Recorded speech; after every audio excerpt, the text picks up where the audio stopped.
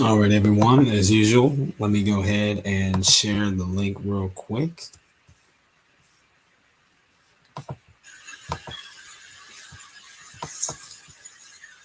All right. Okay, sound is working good. Let's go ahead and just share this a little bit.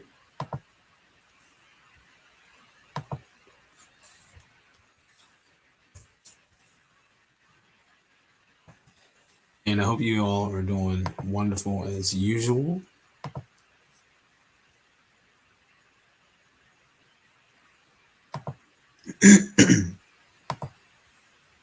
And that will be it. All right, I think we're good to go here. Okay. All right, just one more second.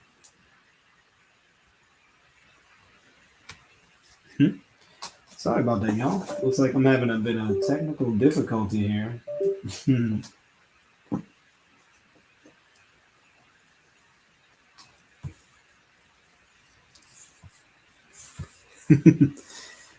Yeah, some technical difficulty. Wow. Hope you guys are doing better than I am. Let me see. All right. And let's do one more thing. Oh, the joy of technology. Okay. And let me go ahead and rescreen this. All right. Okay, and I think we finally got everything. So let's go ahead and try this again.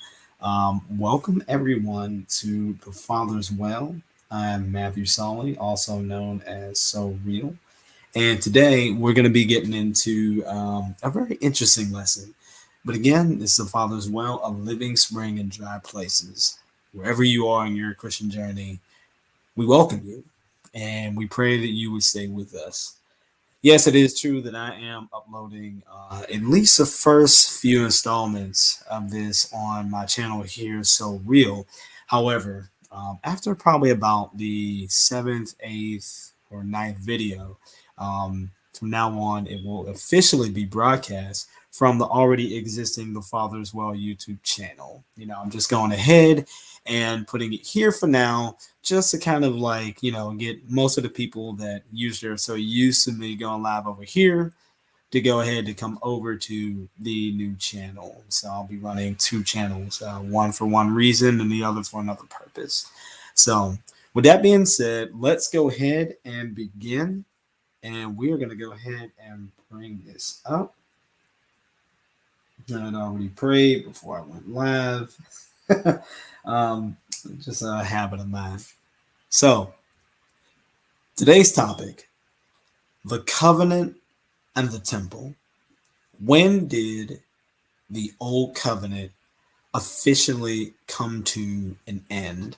That it seems to be like a question that's been buzzing around as of late, and so we're going to go ahead and see what the Word of God actually says about this very interesting topic. Again, when did the old covenant officially end? And so basically, the answer actually is, I wish I had a drum roll, but I guess, silence will have to do. The answer is actually this 70 AD.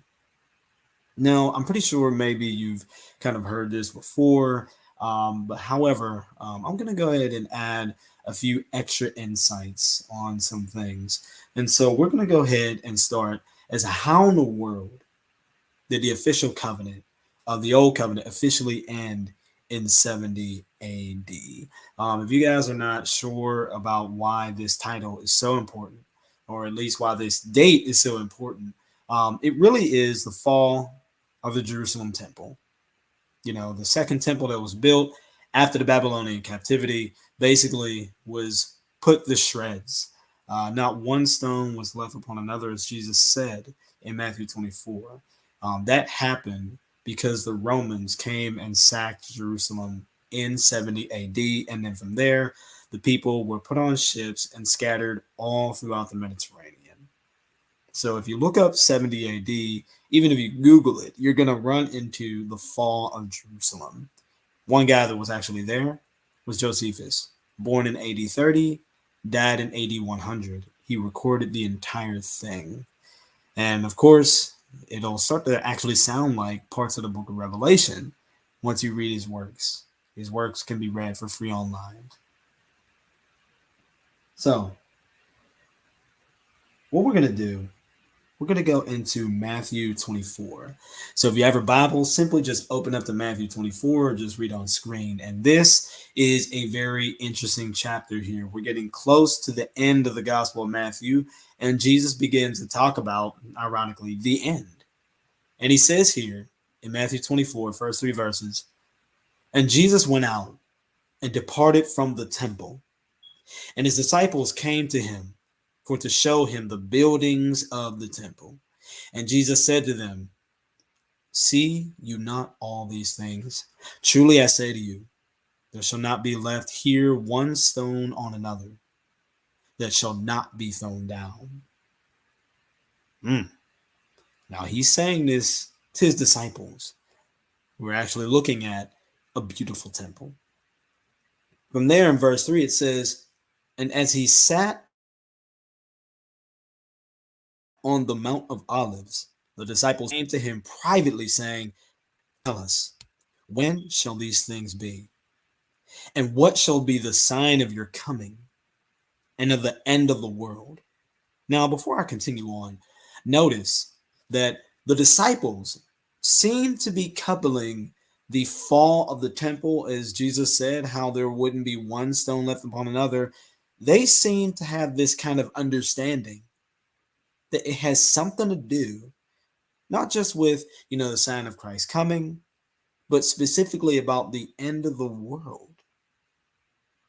Now, the disciples are associating the end of the world with the fall of the temple. Why in the world would they put two and two together like that? Again, this is a way that the Jews are thinking, and we need to follow that line of thinking.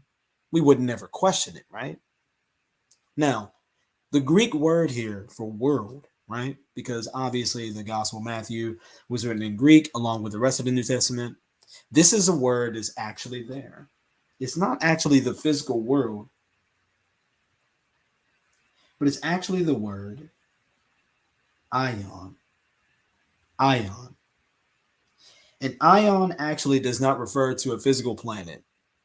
It's actually talking about an age, right? An age of time. Forever, an unbroken age, perpetually of time, eternity, the world's universe, period of time, age.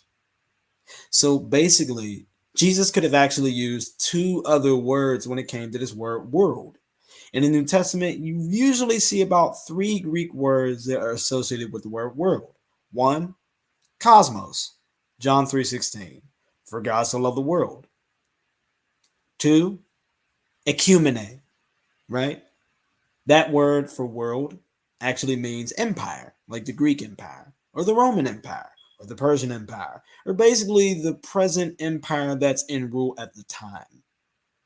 The third Greek word that Jesus could have used is ge, G. I think that's the word where we get geographical. He could use that too, right?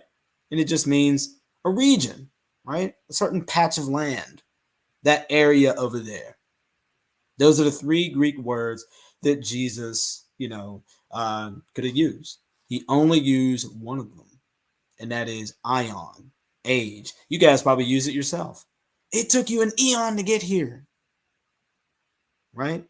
An age, eon, ion. So when the disciples asked him the question, they did not ask him when did the end of the world was going to happen with the temple. No, it was the end of the age. Just like any kingdom rises and falls as an age. And I guess when it came to the Jews, they associated their age of rule or their their age of being as a people, they associated it with that temple. So let's go ahead and go on. Let's see if we can actually follow this type of pattern of thinking. Is it just here in Matthew 24, or is it found elsewhere all throughout the New Testament? Now, the original Greek translation there of that phrase there in Matthew 24 is Centilias tau Ionios. That's literally what they wrote when they wrote that gospel. Modern translations actually get it right. Notice this. It says, and of the full end of the age. That's Young's literal translation.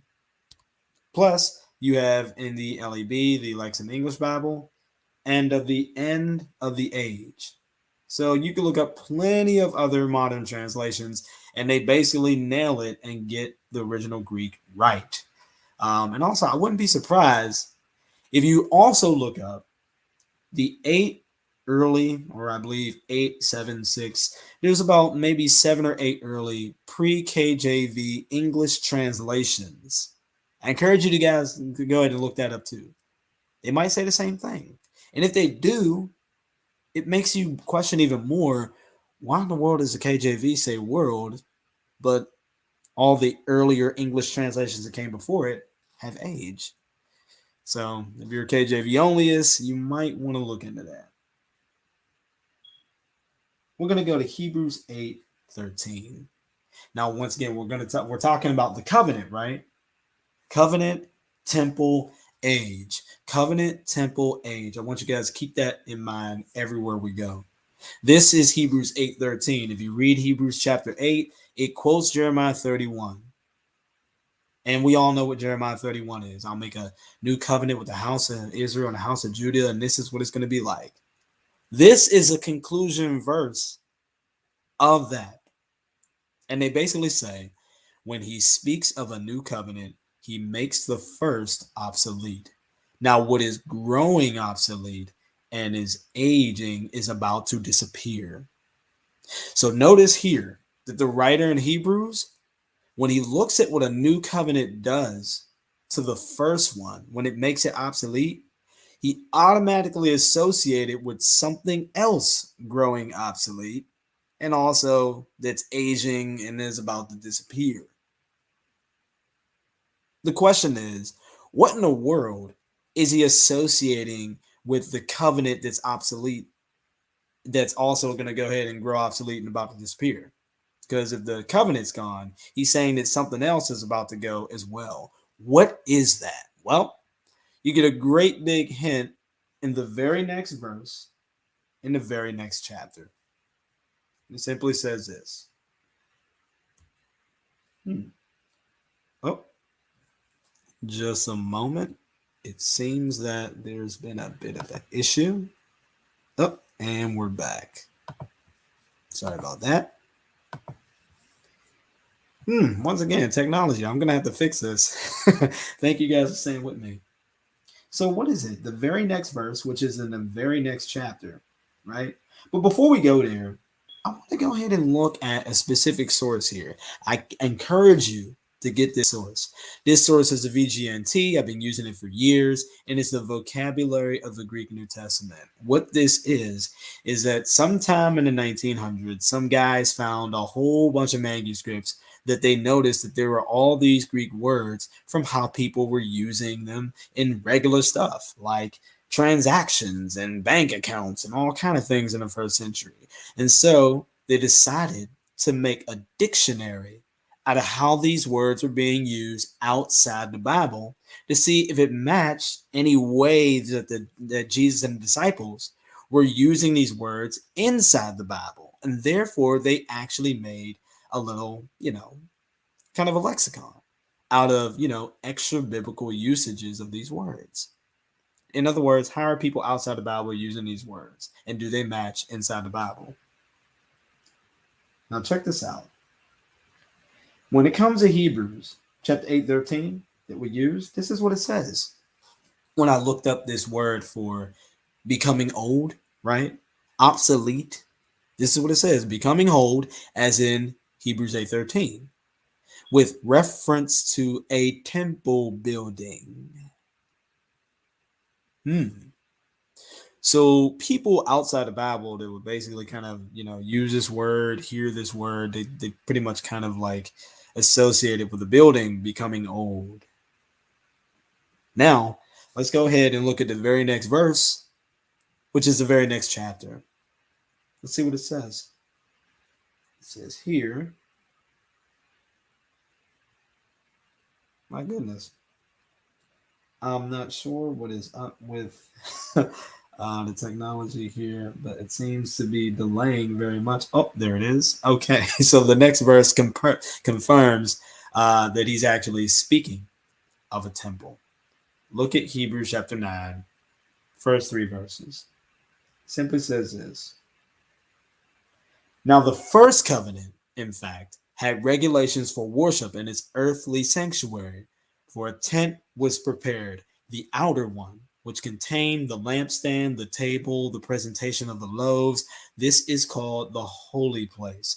And after the second curtain, there was a tent called the Holy of Holies. So if you want to know what was growing old and was about to go to disappear, it was a temple. Look at what he's talking about in the first 3 verses of chapter 9. And of course, if you just read all of chapter 9, he continues to talk about the temple more and more and more. So far, let's go ahead and continue. So far, we can see a few things. We can see in Matthew 24, the destruction of the temple was associated with the end of an age. And in Hebrews chapter 8, the new covenant that was made that made the first one old, and the temple is about to pass away because of it, that was associated with the temple. The new covenant that made the first covenant old, when it made that first covenant old, it automatically associated that old covenant with the temple as well that was about to be done away. You do away with the covenant, people are looking at the temple like, oh, okay, I guess that has to go too. That's a pattern. It's a pattern. So let's go ahead and continue. Now, a third passage is again seen carrying this pattern through the thought, concerning the law. If you go to 2 Corinthians chapter 3, you're going to notice a few things. Let's go ahead and read this here. It says, for if that which is done away was glorious, much more that which remaineth is glorious. If you read this chapter, you will see, especially, just the first 12, the first 15 verses. Oh, good. Okay. Someone is already checking it out. Absolutely awesome. I didn't want to put the entire chapter here. I didn't want to put the verse 12 verses here. I wanted to put the key verse of 2 Corinthians chapter 3 here. And I'm going to tell you that what he's talking about that's done away, that was glorious, is the law. All you have to do is read the first 12, first 14, 15 verses of 2 Corinthians chapter 3, and it'll stick out like a sore thumb.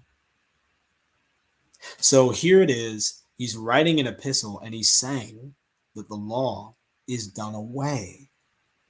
And much more, that which remaineth is glorious. And what remains, what he's talking about that's remaining, is actually the gospel message. The law, it definitely did have one message. But, of course, according to Paul and the rest of the New Testament, the law, that message, actually pointed to not only the gospel, but also Christ. So you get the law that was done away, and also you have the gospel that remains, that's more glorious. Now, there are other translations that kind of make this a bit more clear. For example, you have the Easy English. It says, the old agreement that had to come to an end was great and good. So how much greater and better must the new agreement be that will continue always? Now, with this one, it's basically saying the old covenant is what was done away, according to the Easy English, right? Then there's another one. This is the English majority text. In other words, The majority text was an interesting an interesting text put together by scholars. And basically, if the majority of one text said one thing, it just went with that verse. You know, they didn't go with the minor verse. They just went with the major verse. The majority of the text that went with that verse. They quoted that verse. So the majority of the text actually says this: For if that which fades away was glorious, then that which remains is much more glorious. Also, you have the Exegesis Companion Bible. It basically says, For if that which is inactivated was through glory, much more that which abides be in glory. So something was inactivated. It was inactive. It was made to go ahead and stop. It was put to a stop. You have the ISV, the international version, right? The international standard version. It says, For if that which fades away came through glory, how much more does that which is permanent have glory?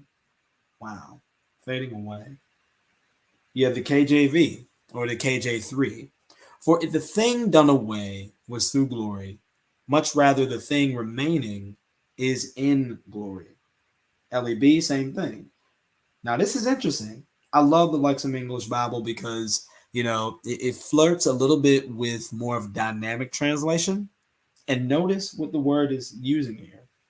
For if what was transitory came with glory, by much more what remains is with glory. I think that word transitory is very interesting, right?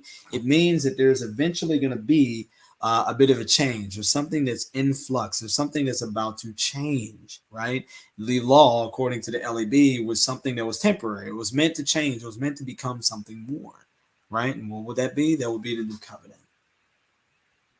You have the Living Oracles Bible. It says, For that which is abolished was with glory, much more that which continues is with glory. And you have the T for T, that is the translation for translators. It says, Furthermore, the message that Moses taught was not a lasting message, just like the brightness on his face was not lasting as soon faded away. Yeah, it kind of, you know, starts to repeat and echo parts of the chapter, right? You know, you talk about, you know, a veil is over their face every time Moses is read. Definitely read the chapter, right? But when God gives his spirit to people, the wonderful work that God's spirit does in their lives is much greater because it lasts forever. So the message that Moses taught, obviously that's the law. You have the, what is it? The dynamic, oh yes, the unlocked dynamic Bible translation. It says, so you can see that the law, it just comes out and says it. So you can see that the law, which is passing away, was wonderful. But you can also see that what is replacing it will be even more wonderful and it will last forever.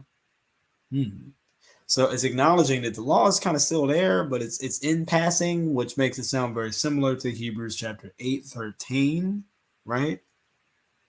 And also it's saying that the gospel is going to go ahead and replace it, right? The new message.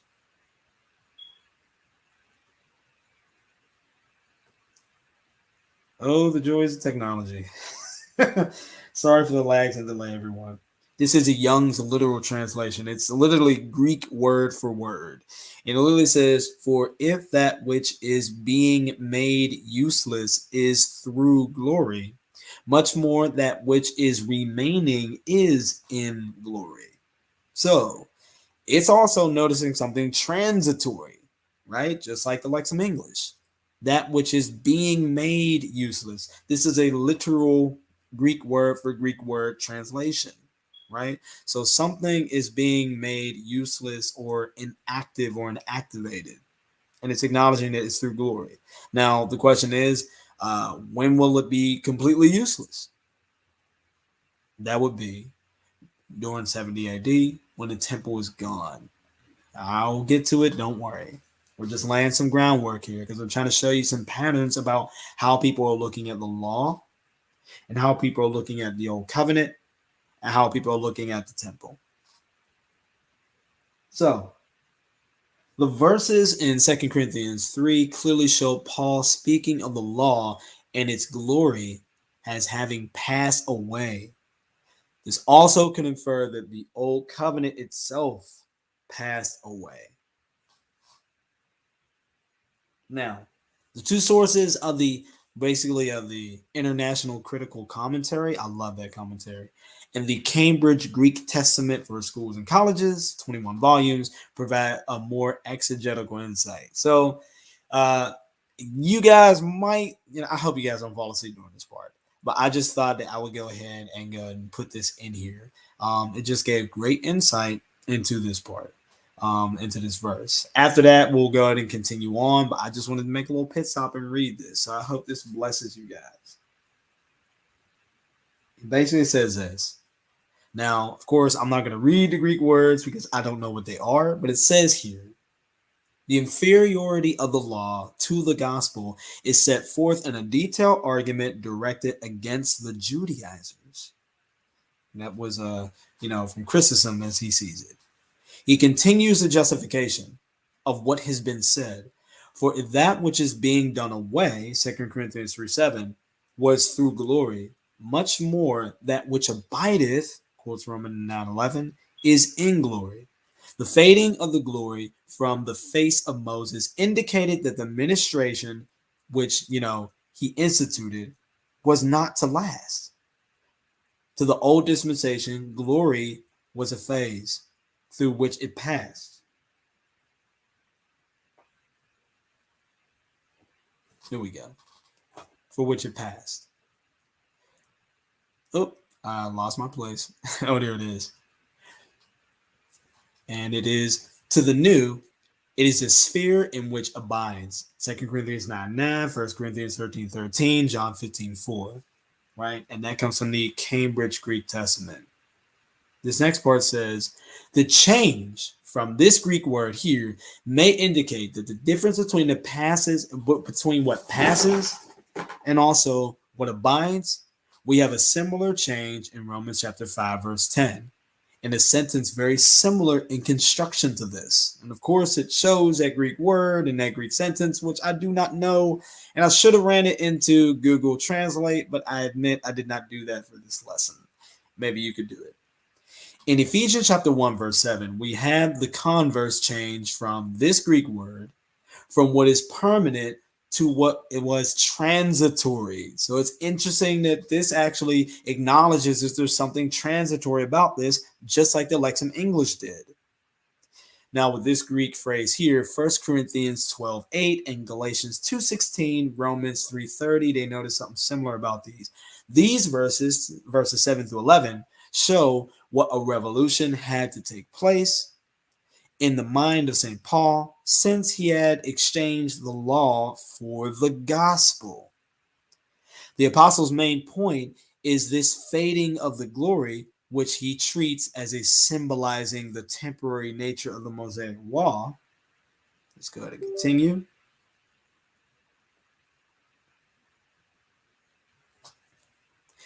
He does not say that it was intended to convey this lesson, but as in 1 Corinthians 10, verses 2 through 4, and Galatians 4, verse 21 through 26, he takes the Old Testament record and gives it a spiritual meaning. The meaning of this Greek phrase here, with the infinitive, is in New Testament generally final, expressing the subjective purpose, quote, with a view to, in order that, Matthew 5:28, Matthew 16:12, and Luke 18:1 seem to be exceptions. St. Paul has it 4 times here. 1 Thessalonians 2:9, 2 Thessalonians 3:8, Ephesians 6:11. And in each case, it expresses a purpose of the agent or agents. It is the apostle who makes the passing away of the glory a symbol of the transitoriness of the law, and the veil a symbol of obscurity and concealment. And we'll go to continue more. It says, in these 2 respects, The gospel administration is greatly superior to that of the law. It is permanent and it conceals nothing that its adherents can understand. It ministers deliver a message which reaches out into eternity, and they deliver it fearlessly with the entire frankness and freedom. You have the Greek phrase there. The whole phrase and the context make the meaning of this phrase here certain. The end of what which was passing away, or passive, was being done away, means the cessation of the glory. We may set aside the end of that which is abolished, the authorized version, which seems to mean Christ as the end of the abolished law, Romans 10:4. So the International Critical Commentary basically tries its best to harmonize Paul's teachings in a most consistent way. And it shows what he's actually saying when you put all of his similar teachings together. So definitely check out that chapter. Now, there's one more part that we're going to read in terms of these commentaries here. And it simply says this: He veiled himself, that the people might not gaze upon the end of that which was passing away. Again, read 2 Corinthians chapter 3. It talks about how, there was a veil over Moses' face. And just like in his own times, every time they read Moses, there's a veil over their face. And they can't see the new covenant of the gospel for what it is. They saw him only when the reflection of the divine splendor was fresh upon him. St. Paul makes the transitoriness of his reflection a symbol of the transitory character of the law. But, of course, he does not mean that either the Israelites or Moses so understood it. With his symbolizing, comparing to 1 Corinthians 10, verse 2 through 4, and, of course, the famous Galatians 4, verse 21 through 26, he considers the Jews of his own day as quite alien from the Christian church. They have been cut off from their own olive tree, because they didn't believe, right? The ones who didn't believe were cut off. Romans 11:24. This passage would be, or should be, compared with Romans 9 through 11, where, where C, Sunday, and Hedlam. I guess those are the two people that kind of get a little further into what he's talking about there, right? Oh, my bad. Goodness, forgive me. So let's go ahead back. Here we go. And I believe we were... okay. Almost got it. So, where is this idea coming from? Where is this idea coming from? This idea that you have the temple and the covenant and the law all associated together, and you kind of see Jesus and the disciples and whoever wrote Hebrews chapter 8, and then you got Paul, he's talking about it too. Where did this idea come from, where they're always associating the law and the covenant and temple all together? And if you do away with one, you're looking for the others to go ahead and be go away as well. Where did this idea come from? It possibly came from one place that I found. The famous 1 Kings chapter 8. You know what? And before I go and continue, let's just go ahead and look at the chat just to see if, who's all here. I want to go ahead and just see if, who is all here at the moment. So we're going to go ahead and do that. Just give me a second. Yes, I know. I have a lot of links open. I definitely, please forgive me for that, guys. All right, so let's see who is all here. Oh, man, this is totally different. Jeez, this is totally different. Last time, I only had like one person in the chat from the message about 2 days ago about the kingdom of God. Man, y'all missed that one. If y'all like this one, please go look at the video I just did like a day or two ago. Jeez. It's time for shout outs real quick commercial. We have Yashaya Ben Yisrael. Shalom. This should be interesting.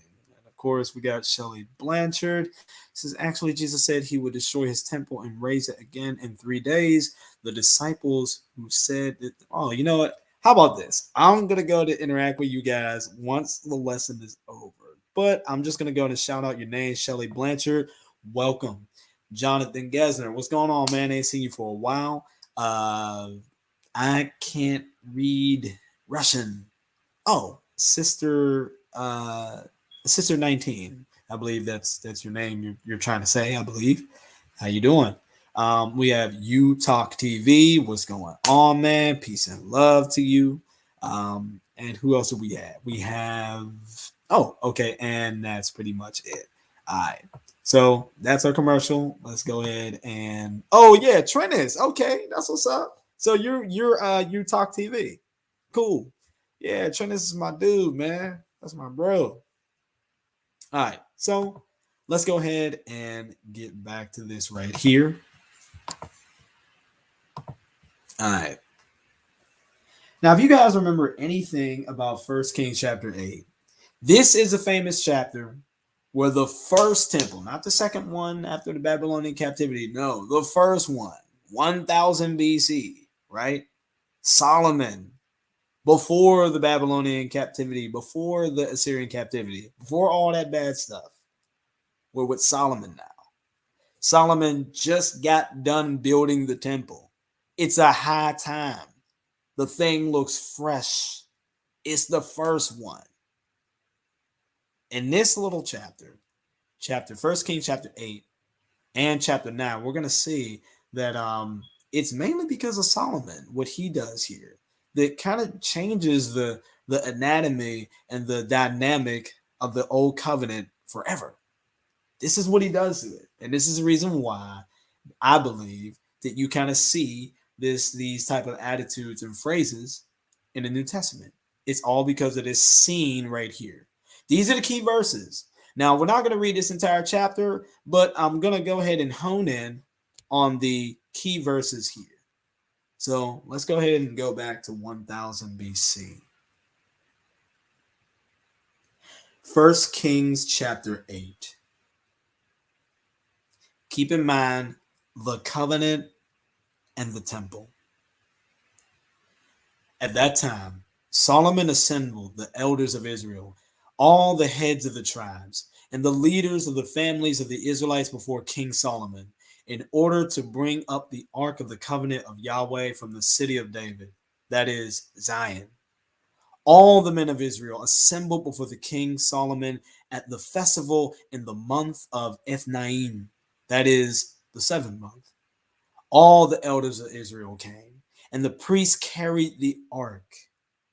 So they brought up the ark of Yahweh and the tent of assembly and all of the holy vessels that were in the tent. Now, notice that, we all know what the tent is. The tent is the tabernacle, right?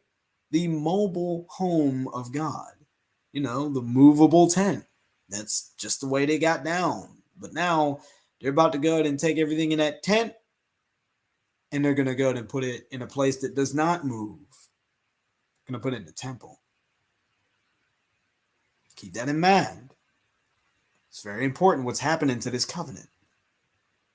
So they brought up the ark of Yahweh and the tent of assembly and all of the holy vessels that were in the tent. The priests and the Levites brought them up. King Solomon and all the assembly of Israel who were assembling with him in the presence of the ark were sacrificing sheep and oxen that could not be counted or numbered because of abundance. That's a lot of slaughtering. I could imagine how it smelled. I can imagine how bloody people's garments were.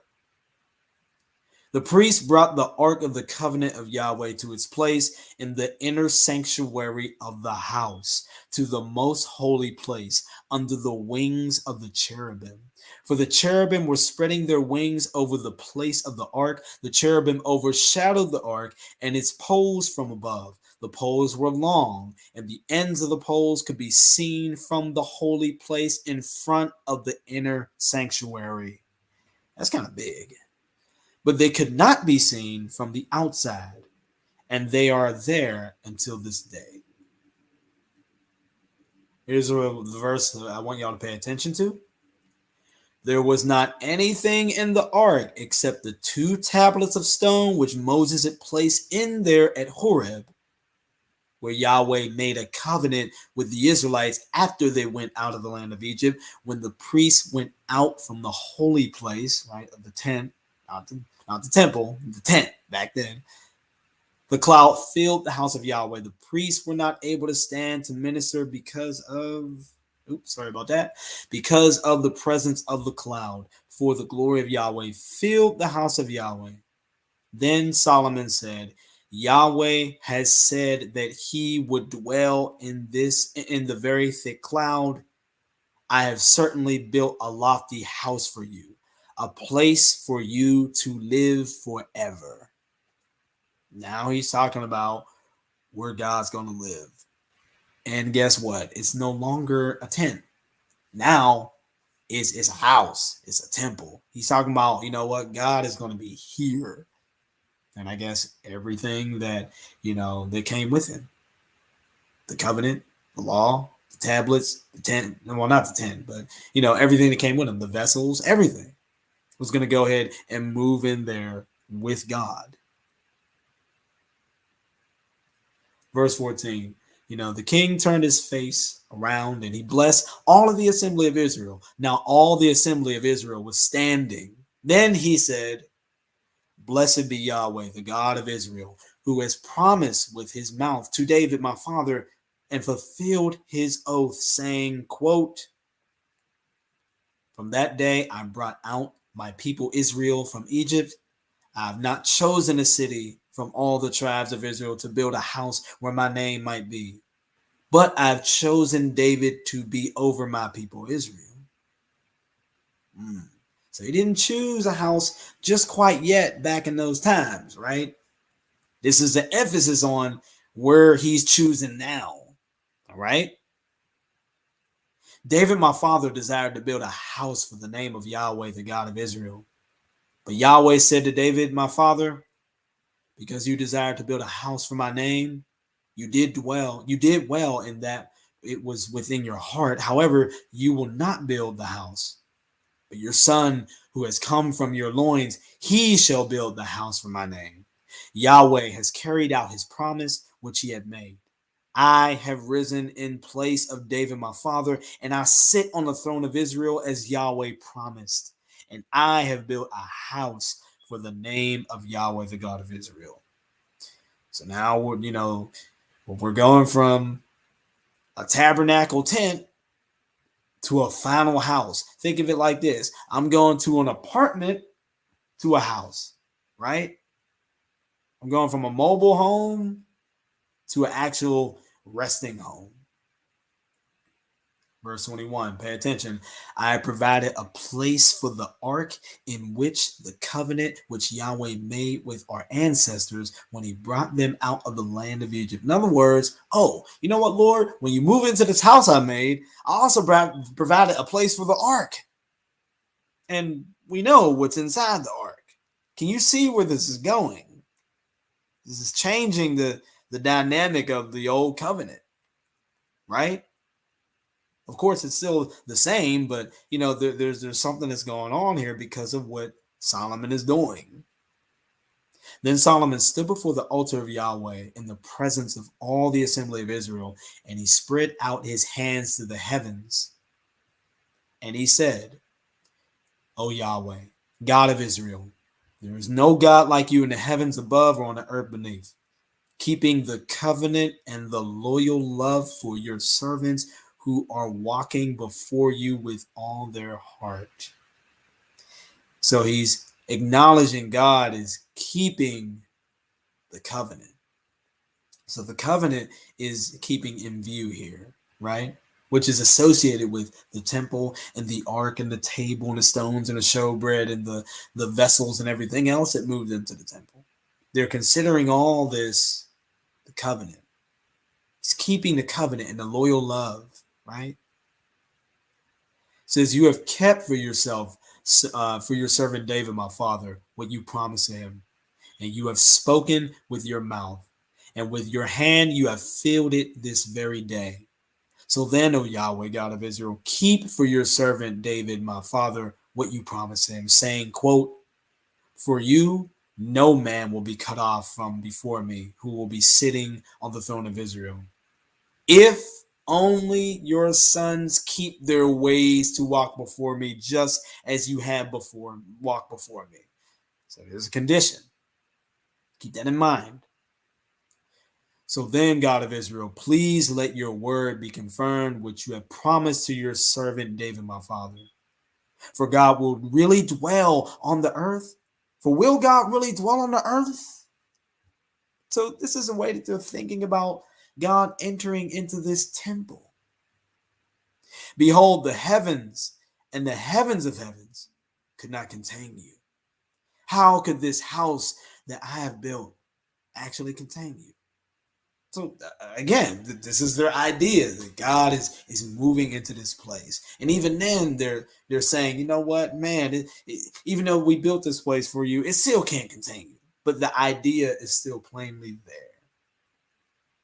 "You must regard the prayer of your servant and his plea. O Yahweh, my God, listen to the pleading and to the prayer that your servant is praying before you this day, so that your eyes will be open to this house night and day, to the place which you say, quote, my name will be there, to hear the prayer that your servant prays toward this place.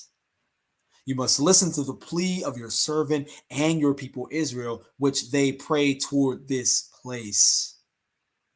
And you must hear from the place where you live. From heaven you must hear, and you must forgive." Got a little rhyme going on there. It's pretty neat. But notice this. Once again, when it comes to the dynamic of the covenant, now all of a sudden, when it comes to God's relation to the people and where he lives and how he's going to hear their prayers and how he's going to answer their prayers and all this stuff, it's all being associated now with the temple. God forbid that this temple actually go away. Because if it does, then all these interactions that, Solomon is putting within this temple and how God's going to talk with us and where he's going to be and this and that, well, I guess all that's going to go away. But this is how, his prayer is laying out God's relationship with the people from this point on. Verse 31. "If a man sins against his neighbor and he pronounces an oath against him to curse him, and the curse comes before your altar in this house," it's a big if, "then you shall hear in heaven, and you shall act, and you shall judge your servant to declare the wicked guilty by bringing his way upon his head, and to declare the righteous innocent by rewarding him according to his righteousness. When your people Israel are defeated before the enemy because they sinned against you, and when they turn to you and confess your name and pray and beg for mercy from you in this house, then you shall hear in heaven and forgive their sin and your people Israel, and you shall bring them back to the ground which you gave their ancestors." There's a whole lot being associated with this temple, isn't it? Interesting. "When you shut up the heavens so there is no rain because they have sinned against you, then they pray to this place and they confess your name," and we already know where his name is going to be. According to him, his name is going to be in, yeah, you guessed it, the temple. That's what he just got done saying. His name will dwell there. We read that earlier in the verses. "Then they pray to this place and they confess your name," which is there in the temple, "and they return from their sin because you punished them. Then you shall hear in heaven and forgive the sin of your servants and your people Israel, for you will teach them the good way in which they should go, and you will give rain upon your land, which you have given to your people as an inheritance." You know what? This giving the rain again, this kind of brings to mind, I'm sorry, I'm a 90s kid. This kind of brings to mind the way that Pride Rock got restored when the king returned to the land. You know, you guys remember that part? It was all dry and patched up. But when Simba came back, all of a sudden there was a storm, and the rain started coming, and all of a sudden the land started having vegetation again, and finally the sun came out. Lord Jesus, that's where they got this idea. All right, I quit. Let me continue. I'm sorry. For you will teach them the good way in which they should go, and you will give rain upon your land, which you have given your people as an inheritance. If there should be in the land famine or disease, or there should be blight or mildew or locusts or caterpillars, if it happens that his enemy lays siege against him in the land of his gates, if any plague or any disease, any prayer or any plea which is offered by any person for all of your people Israel, who each knows the infestation of his own heart and spreads out his palms to this house, then you shall hear in heaven, the place of your dwelling, and you shall forgive and act and give to the man whose heart you know, according to all his ways. For you alone know the heart of all the sons of man. Do these things so that they may fear you all the days that they live on the face of the land that you gave to our ancestors. Also for the foreigner. Oh, so he's not leaving them out either. Also for the foreigner who is not from your people Israel. That's about as Gentile as you can get. And he comes from a distant land because of your name, which is in this place in the temple, for they shall hear of your great name and your powerful hand and your outstretched arm, and he shall come and pray toward this house. You shall hear in heaven, the place of your dwelling, and act according to all that the foreigner calls to you, so that all the peoples of the earth may know your name, to fear you as your people Israel, and to know that your name has been invoked over this house that I have built. If your people go out to battle against his enemy in the way that you shall send them, and they pray to Yahweh toward the city which you have chosen and the house which I have built for your name, then you shall hear in heaven their prayer and their plea, and you shall vindicate them. If they sin against you, for there is not a person who does not sin, and you are angry with them, and you give them to an enemy, and they take them captive to the land of the enemy for far or near, and they return with their heart in the land where they had been taken captive, and they return and plead to you in the land of their captivity, saying, quote, we have sinned and we did wrong, we acted wickedly. If they return to you with all their heart and with all their soul in the land of their enemies who took them captive, and they pray to you toward their land, which you gave to their ancestors, the city that you have chosen, and the house that you built for your name, then you shall hear in heaven, the place of your dwelling, their prayer and their plea, and you shall vindicate them. You shall forgive your people who sinned against you, even for all their transgressions which they committed against you. You shall give them compassion before their captors, so that they may have compassion on them. For they are your people and your inheritance, in whom you brought from Egypt, from the middle of the smelter of iron.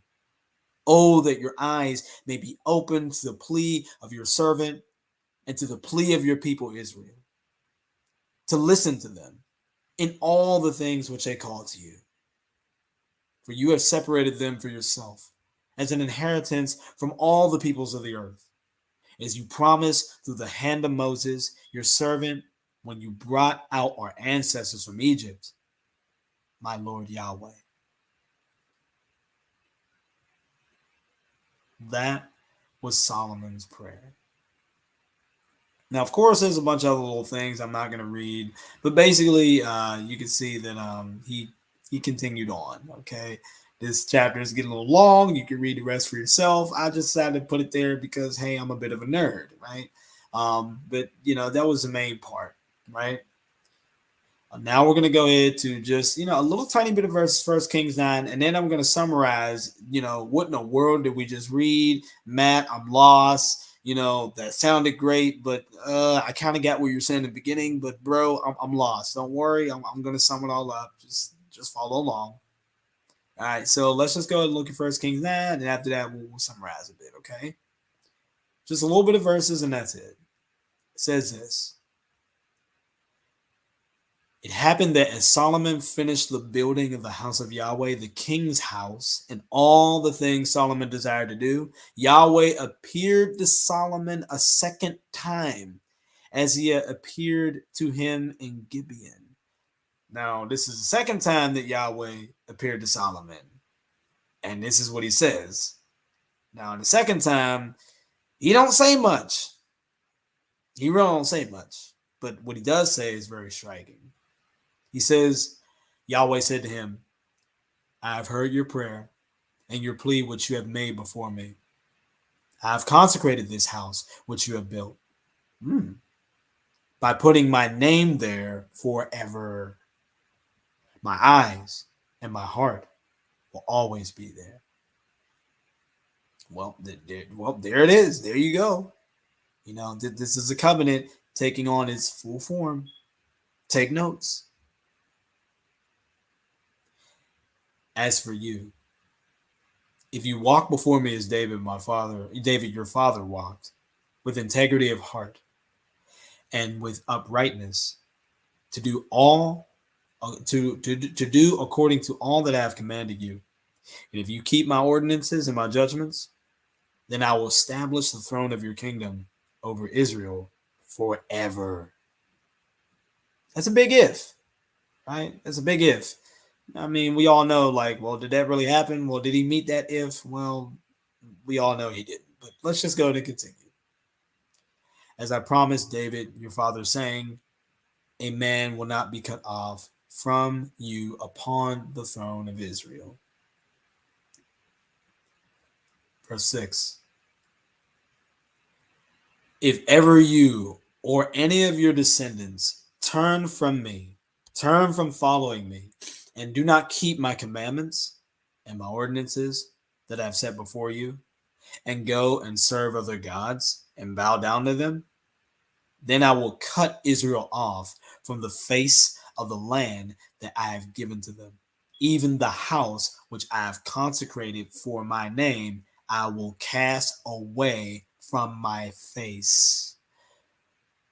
So God's gonna basically go ahead and scatter the people and cut them off.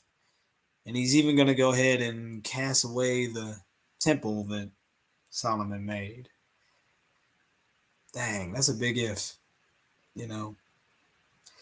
And Israel shall become a proverb and an object of taunting among all the peoples. Now, this kind of gets into the byword and proverb thing. A lot of Hebrew Israelites grossly butcher the word byword. If you go ahead and just continue to look it up in any Bible dictionary and any lexicon, you're going to go ahead and see that whatever they're saying it means, you're going to see that a whole bunch of other stuff is saying the exact opposite, all in unison, that is.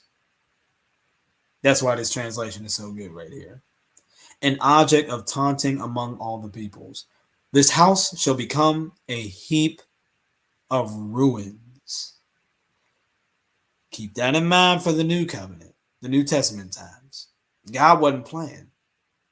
All those passing by will be appalled by it and hiss, and they will say, on what account did Yahweh do this to this land and to this house? And they will say, because they have forsaken Yahweh their God, who brought their ancestors out from the land of Egypt, and they embraced other gods and bowed down to them and served them. Therefore, Yahweh brought on them all of this disaster. I think that sums it up in terms of if they don't obey God, it's not just going to be them that's going to go ahead and be cut off from Israel and cut off. That's another, covenantal phrase there. But something's going to happen to the temple as well. It's going to go as well. And of course, what was in that temple? What did they just get done saying that they put in that temple? The ark and whatever was inside of the ark, the 2 tablets, the showbread, right? The budding rose, the vestments, and the vessels, and the showbread. All that stuff was inside the temple. All that stuff that was inside the tent was now inside the temple. All the stuff that made the covenant what it was inside the temple. So when God would say, okay, I'm just going to go and cast it away, it's going to be a heap, it just wasn't the temple that was a heap, was it? It also included everything that was inside of it. I think this is going to show why everyone in the New Testament was associating all this stuff, like the law and the tablets and everything else, with the temple. Is it a little bit more clear now? They weren't just saying this stuff to be cute and poetic.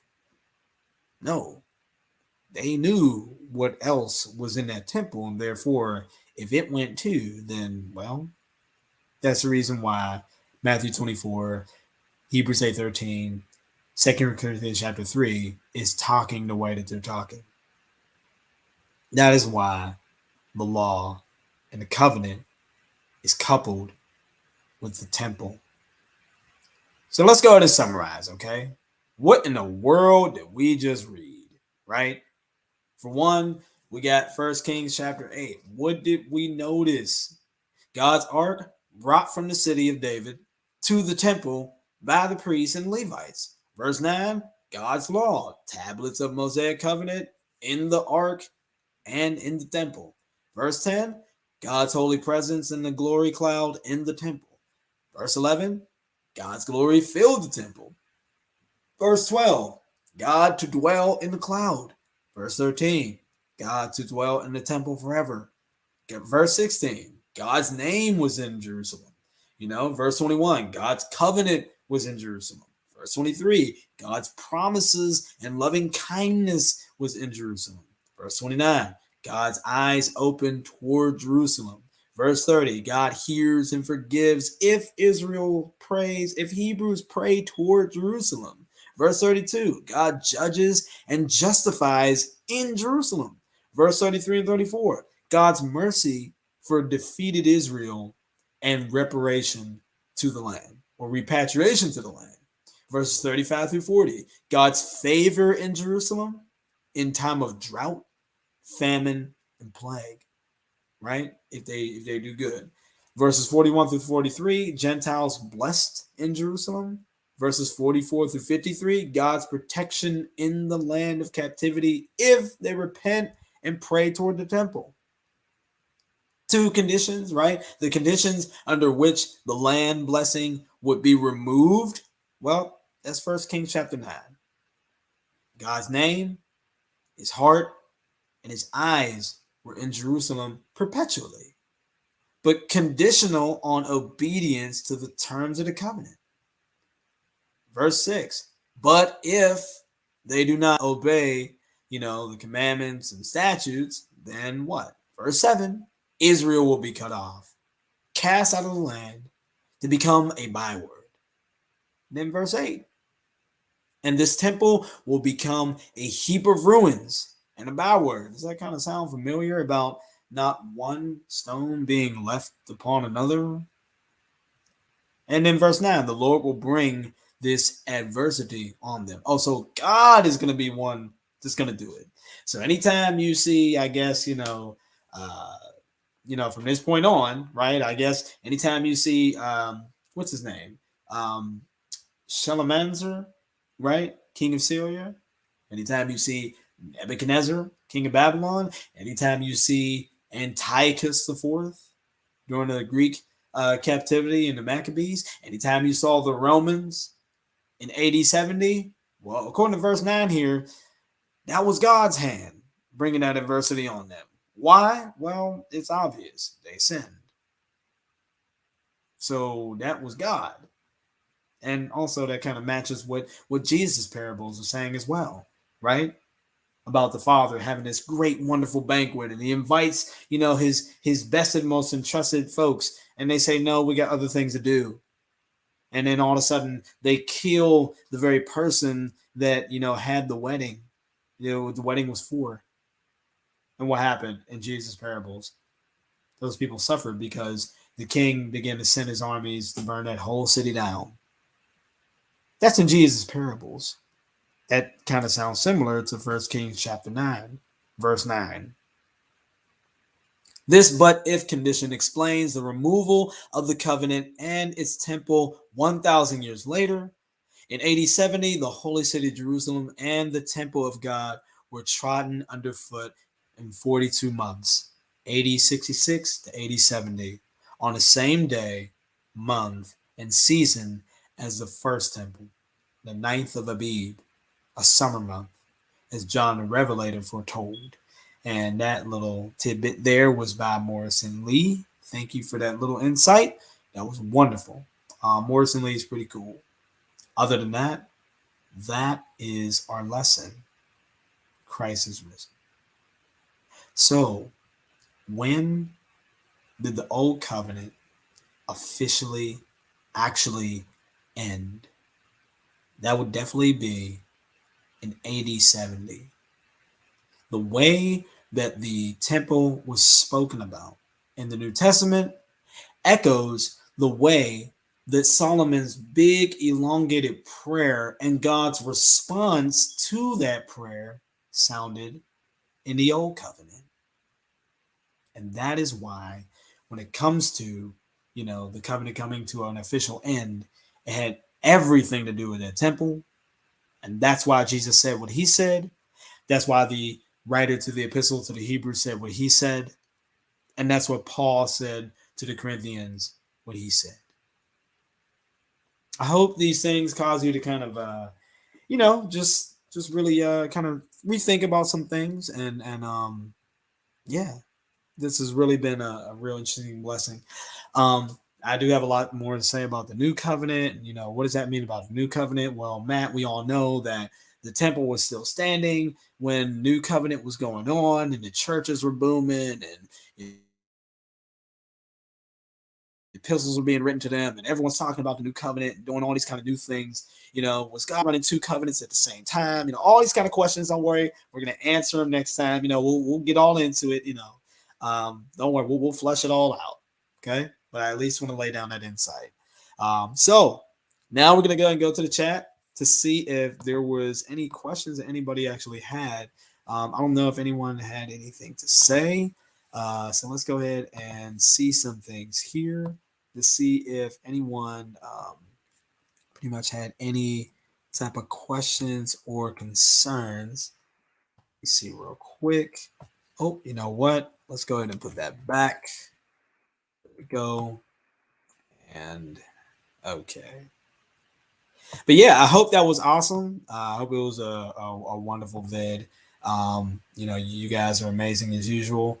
If anyone actually wants a link to have a talk or a conversation, you guys, feel free and just ask, and I'll go ahead and put the link in there, and maybe we can have a little talk. So let's see if there's any kind of questions or anything. Let me go down here. Let me see. Actually, Jesus said he would destroy his temple and raise it again in 3 days. The disciple who said this said Jesus was talking about himself. Jesus said the old covenant when he dies to law. Jesus said the old covenant when he dies to law. I'm not sure if I kind of just said that. Let's see. He knows it's about to disappear because he knows Rome is marching on Jerusalem. Jesus had to destroy the temple of the place of worship to cause all of these things to cease.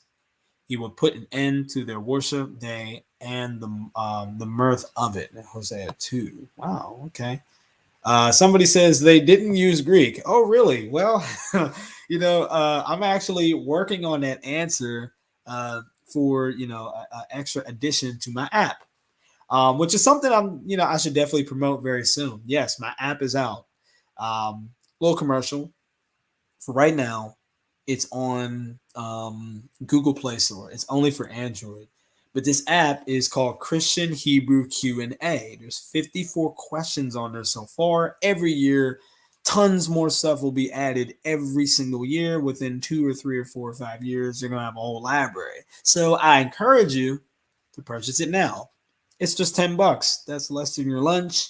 $10, and it's yours forever, literally. And it continues to grow.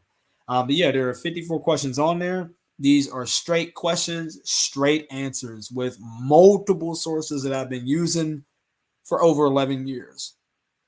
They're basically all of my arguments, debates, dialogues, phone calls I've had with people, notes on Facebook, all kind of stuff culminated all into one. It's just kind of all there. Like I said, it's a very neat packed thing, but I had to draw it from so many places that I had conversations, and so I had to kind of put it all nicely together. Of course, it's not everything, of course, it's only 54 questions. It's a very easy read. There's the insights and there's the sources. It's very straightforward, very biblical, gets into the Hebrew, the Greek, all that stuff, the context, ancient Near Eastern stuff. Very effective if you're talking with loved ones who are caught up in the Hebrew Israelite code. If you're having a conversation with someone and you pull up that app and you begin to go and say, hey, I have some questions for you. Let's look at this verse. Have you considered this here over here? It's very effective. I also made a Facebook page about it. It's a Facebook fan page, Christian Hebrew Q&A. You can check it out from there. And I also put some little some video samples of it, some little video samples of some things from TikTok links. So there's 2 or 3 minute TikTok links on that page. You kind of check it out, get a little bit of the taste of it. And I'm also going to be doing some other things there as well. So that's my commercial. Definitely please support. And, I hope it's a blessing to you. So let me go ahead and continue here. I see peace and love. He said, God said he would make a different covenant with different laws, not like the one he gave to their fathers. Yes, that is definitely true. And Jesus' teachings basically confirm that. He says, if it was the same laws, it wouldn't be different. Yep, it's definitely true. Let me see. And let me see if there's anything else. Oh, dang, we got a whole bunch more. Let me see. Oh. All right. It says when you coming back on Berean TV. Oh goodness. All right. Let me tell you guys a little bit. If you guys have not checked out Cherry Love's recent videos, you guys need to do so. Why? Because here's a summary. All right. This is a summary from around 2019 all the way to 2022. Lou just brought up Berean TV. I'm definitely going to tell you that basically Berean pulled Eminem. He pulled a B Rabbit. He pulled anyone has seen 8 Mile knows that, the way that Eminem won is that he basically told on himself in his own rap battle, therefore disarming his opponent. And so now his opponent couldn't say anything against him because he had already said everything against himself. So that's how the guy stared at him, didn't know what to say, therefore Eminem won the battle. That's exactly what Berean had did. He basically told on himself. Well, what are you thinking about? What are you saying, Matt? What do you mean? Well, the truth is that we all know that Berean, he gets about 1, 2,000, 3,000 views, a day, and he always hosts Hebrew Israelites and Christians, right? And the issue is that him and Dante Fortson, and I'm pretty sure some other people, but mainly Dante Fortson, they decided to make a bit of pact, which means that for years, he would end up tipping a lot of, through lots of manipulation, he would tip a lot of the views toward the Hebrew Israelite side in those conversations, which is the reason why we're always scratching our head as to why Berean wouldn't allow conversations to naturally come to some culmination. He always interjected. He always ended up having other people speak just when the two individuals are really about to come to like some some kind of closure or whatever. He basically kept the conversation going. And when he did, he tipped it more toward the Hebrew Israelites. Now, there were moments where, the truth was so clear that, there couldn't be anything done. And so from there, Dante and Berean began to get into a bit of a scuffle after a few years. Basically, Dante had threatened Berean that, hey, he said, you know what? By the way you're acting, I'm going to go ahead and just expose you. I'm going to expose you for playing both sides of the fence, especially since technically you're supposed to be a Christian. Because of that, Berean jumped on the live and he exposed text messages and all this other stuff about how he basically exposed himself as a betrayer. He basically said that anytime he would jump on a live, he would get paid out the wazoo from professing Hebrews with super chats. So you will always see these crazy super chats every time he will go live. That's because he was being paid to go ahead to make sure that whatever conversation was going on there, it would tip toward the Hebrew Israelite side. All that money would go ahead and be culminated, and it would be split through 8 individuals. Like I said, this is on Berean's channel, and Mama Cherry actually echoes this. Those 8 individuals were Dante Fortin, Ron Shields, who else? Sister E, and I forget, of course, Berean himself. And it was like a few other individuals that I couldn't quite remember. There was one that could have been in it, which was Orthodox Moore, but he decided to back out of it. And so once again, they really would raise up all this money, and then from there, they would all split it. That's what would happen every time they go live. This is what they would do. Sad commercial for Orthodox Moore. He decided to be out of it. He's saying, no, I'm not taking the bag. I'm not doing it. Why? Because the moment he would do it, Debate.for You will have to go ahead and tip whatever they're talking about toward a certain Israelite doctrine. And he wasn't willing to do that. Because of that, they say, you know what? You're a betrayer. We're going to kick you out of the community. Back to Berean, basically Berean said that, it was him and Dante Fortin's idea to create this type of, what was it? Some type of list, some type of list that put all the apologetic people, all the apologists on one list, and to go ahead and it was some petition list. I'm pretty sure you guys remember it. Dante Fortin was waving it about and adding people on there. Luckily, I didn't get put on there, but it was actually Berean's idea. Him and Berean's idea. And so you can imagine that this is what was going on while Berean was going live. And so, because of that, he like I said, he basically exposed himself, said, look, I was part of that, putting that list together and things. And, it was a petition to pretty much get them off the internet and ban them, Also, when it came to the pews, that's another hot topic that always happened on Berean's channel, right? The Christians and the Hebrews would get together about these pews that supposedly had Hebrew words, and we all know what happened. In the end, the Hebrew Israelites were exposed for giving some fake scholar named Richard Katz. And, we saw the the IP address of the same email, that after that got exposed, just like some other things like the genetics, that was another hot topic there. After there was these losses from all of these conversations, their idea was to go ahead and just flag all the videos, right? If you can't beat them, flag them. And again, Berean, according to Berean himself, he was in on this. He said, quote, Dante Fortin said, look, man, if you don't like anything they say, just flag them. If you can't beat them, flag them.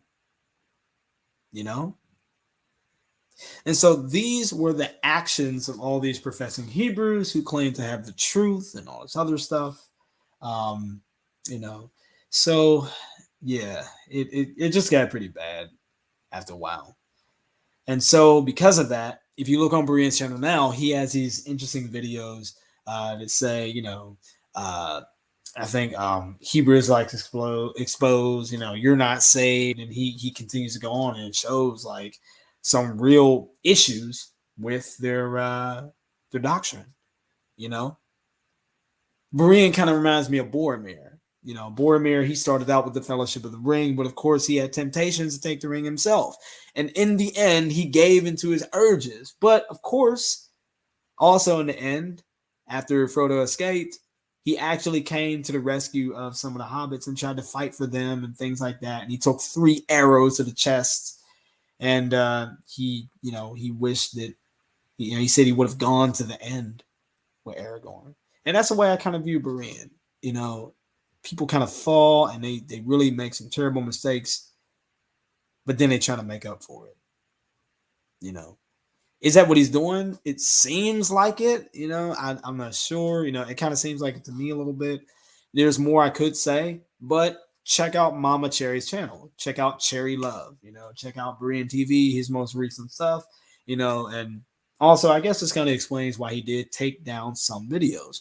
He did take down some live videos throughout the years and things. They're like, why are they doing that? But luckily, Mama Cherry Love, she did end up catching a lot of the clips. So a lot of those things survive on her channel.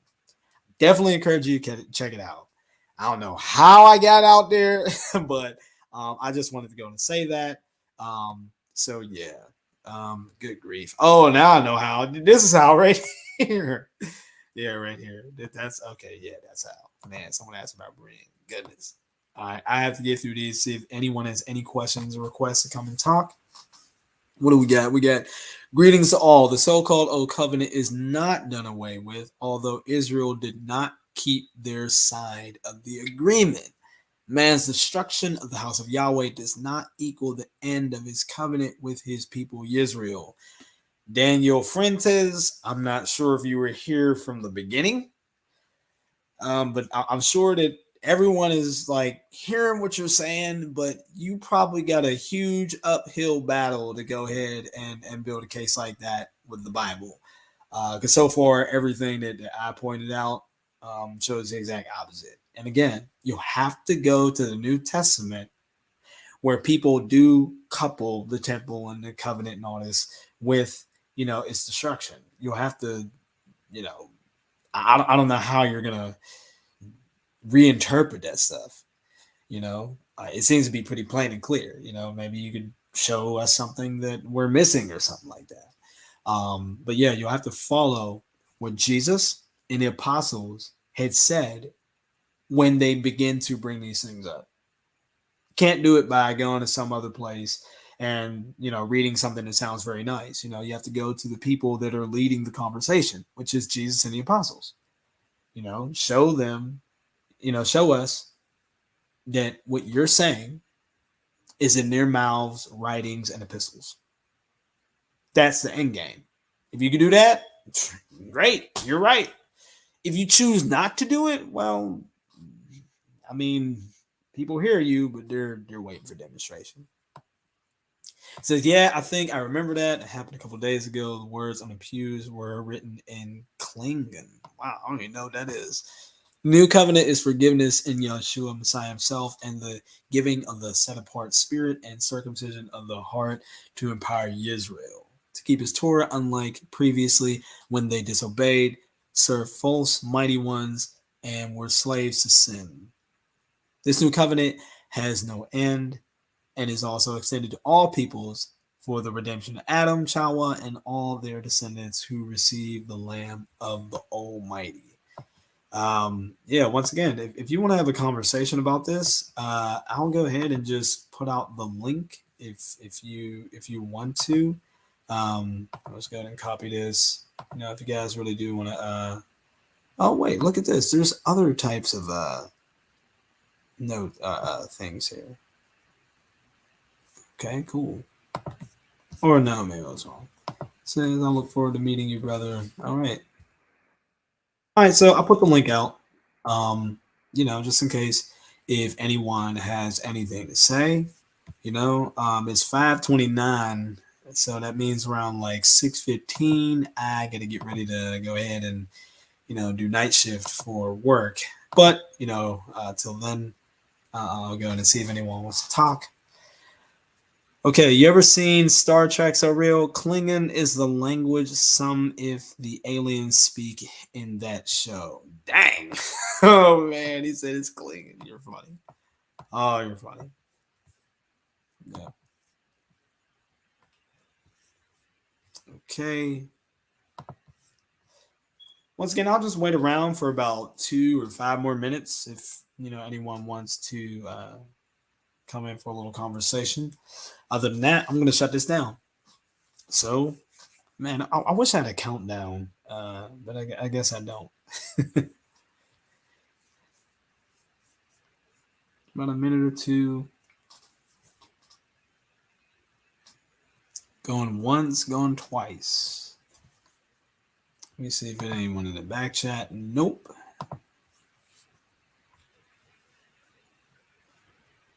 I hate dead air silence. Okay, I'm just gonna assume that I guess there are no questions or anything, um, and I'm also gonna assume that I guess no one wants to talk right now, and that's perfectly fine. That's okay. Um, yeah, like I said, I hope this has been a blessing. And I pray. Oh, wait a minute, Terry Pope says. Didn't know you started back with videos, man. Where have I been? Yeah, I know. Where have I been? Married. That's where I've been, bro. I'm telling you, it's been such a blessing going on 2 years, man. My whole life has changed. My wife is absolutely amazing. Man, I wish I could go into details. Like, bro, I'm so blessed. It's freaking ridiculous. It is.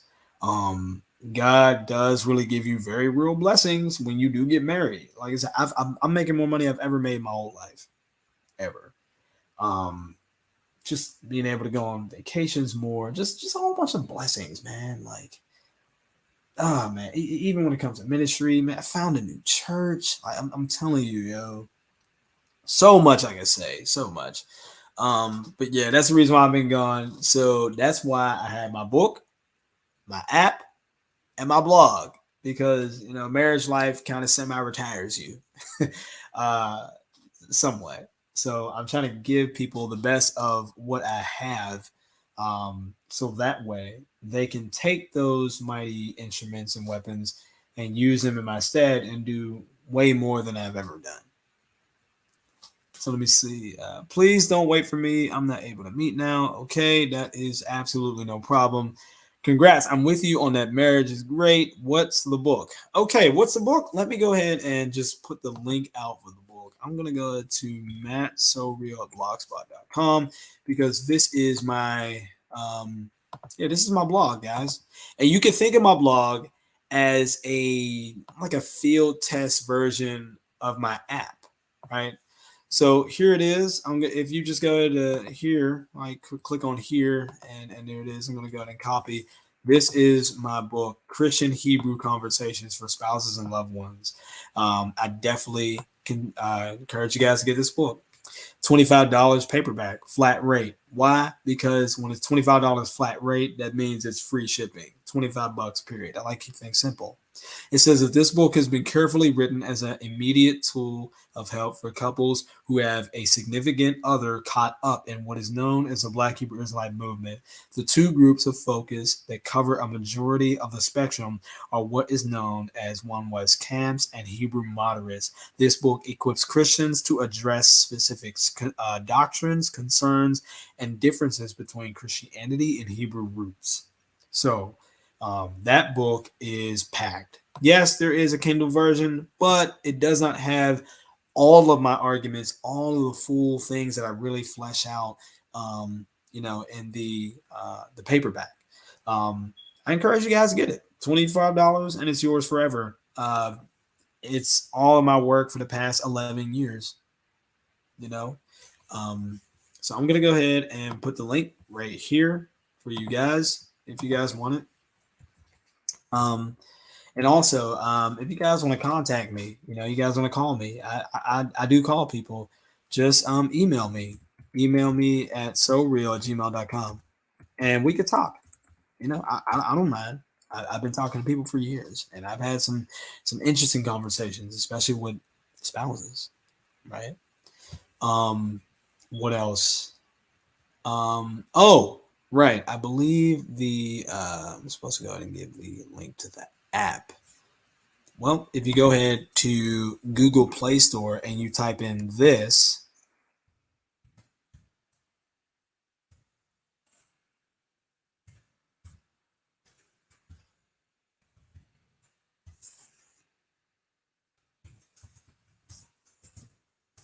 if you type in this, you'll get my Q&A app. That's the most effective one of all. That's the one I'm most excited about. Is that one? I love the book. Don't get me wrong, but it's that one that will help you the most. Um, Let me see. Do you got time for Revelation? Oh man, I love that book. Shoot, I will tomorrow. I definitely will tomorrow. The Book of Revelation, um, is one of my favorite books. If you guys have not studied this, I highly encourage you to study something called apocalyptic literature. If you want to understand the Book of Revelation, look up the term apocalyptic literature. You got to understand the genre in which John was writing. You have to understand the context of their day. They had a very real context.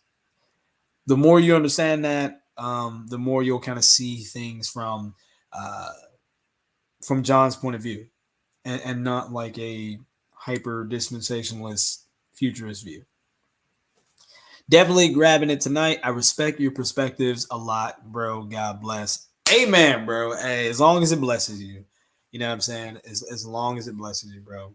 Um, and I will say this, and I've really been wanting to do this for years now.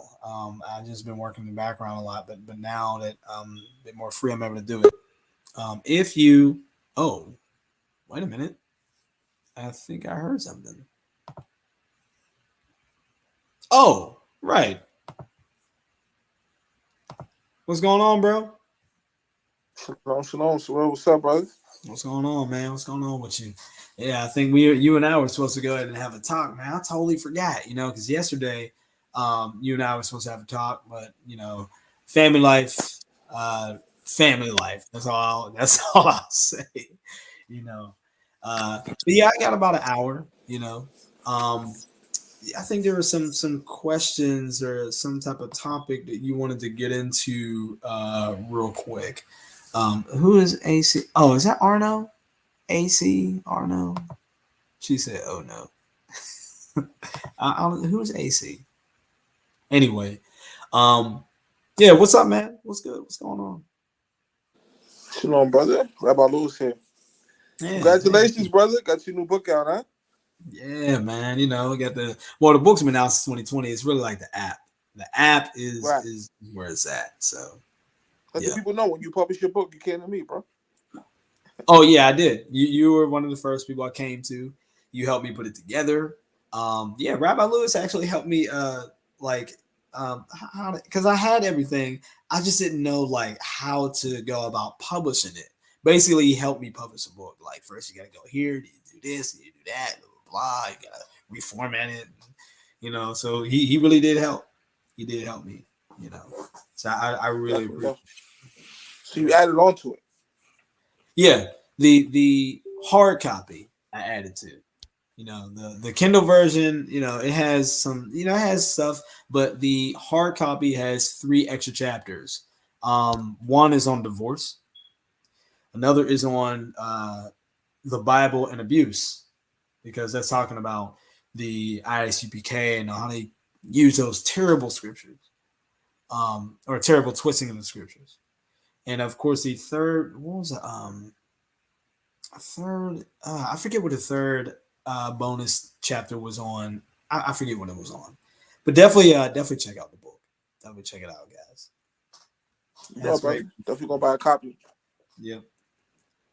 Shoot.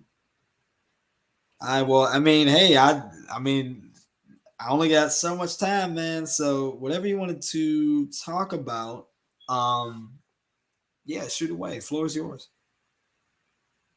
It's Shalom family. It's Rabbi Lewis. I'm a publisher. I went over $30. Just type it on Amazon. Type in Rabbi Lewis. What an honor being on the Soul Rose panel. Rest in peace, Messenger of Truth. Heard he died. I know you guys probably heard about that.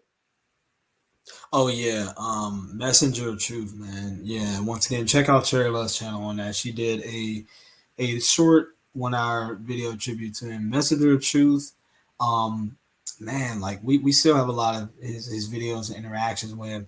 Messenger of Truth was a honorable Christian. He was very stern. And when he spoke, you did not do any bull crapping at all. He put a lot of people to silence. He wasn't playing. Messenger of Truth he was a messenger of truth. I definitely will say that he was an angel of truth. You know, the Hebrew word for you know Malachi Malak is actually angel. Angel means messenger. So yeah, definitely. Definitely, brother. Definitely. I mean, we had our differences, but we were always friends. So Mm-hmm. had our differences, but we're always good friends. So Always, man. yeah, Shoot. But definitely, brother. But yeah, I just dropped my new book, guys. It's called Esau, Modern Jury. Who are the Edomites today? It's up on Amazon for $10. Show how the modern Jury are Edomites, not actual Israelites. So I'm hmm. excited about this new project. I just put it out a couple weeks ago. Again, it's called Who is Esau? Esau, Modern Jury. Who are the Edomites today? Well, I always wanted to know, like, why is that important for Hebrew Israelites to know who Esau is? I always want to know. Like, I mean, it's my position that Esau no longer exists. Like, Edomites no longer exist. Just like How so? How'd you conclude they no longer exist? simple, because they're an ancient nation. Just like Ammonites don't exist anymore, or Girgashites, or Perizzites don't exist anymore. These are all ancient nations, mentioned in the Didn't Bible. Hashem and Ezekiel tell, leave your children and widows to me? That Say it would mean they again. still exist, right? Didn't Hashem Yod-Heh-Wav-Heh say in the Tanakh, he said, Esau, leave your women and children unto me. Can you explain it? If they don't exist. Simple, because back then, I guess if what you're saying is correct, I guess Esau really did leave his women and children unto God. So I guess the question is, when he did it, what did God do with those women and children? You know, um, so you tell me. I mean, on top of all that, it's a lot of Hebrew Israelites to say, "Hey, you are who your father is." So if he only leaves his women and children, then who are the men? You know, you know what I'm saying? I don't know. It just Okay. Right. So what do you do with the Zionist Compact Dictionary that says East Edom figures prominently in the prophetic scripture? What do you do with that? I didn't hear what you said. Can you hear me now?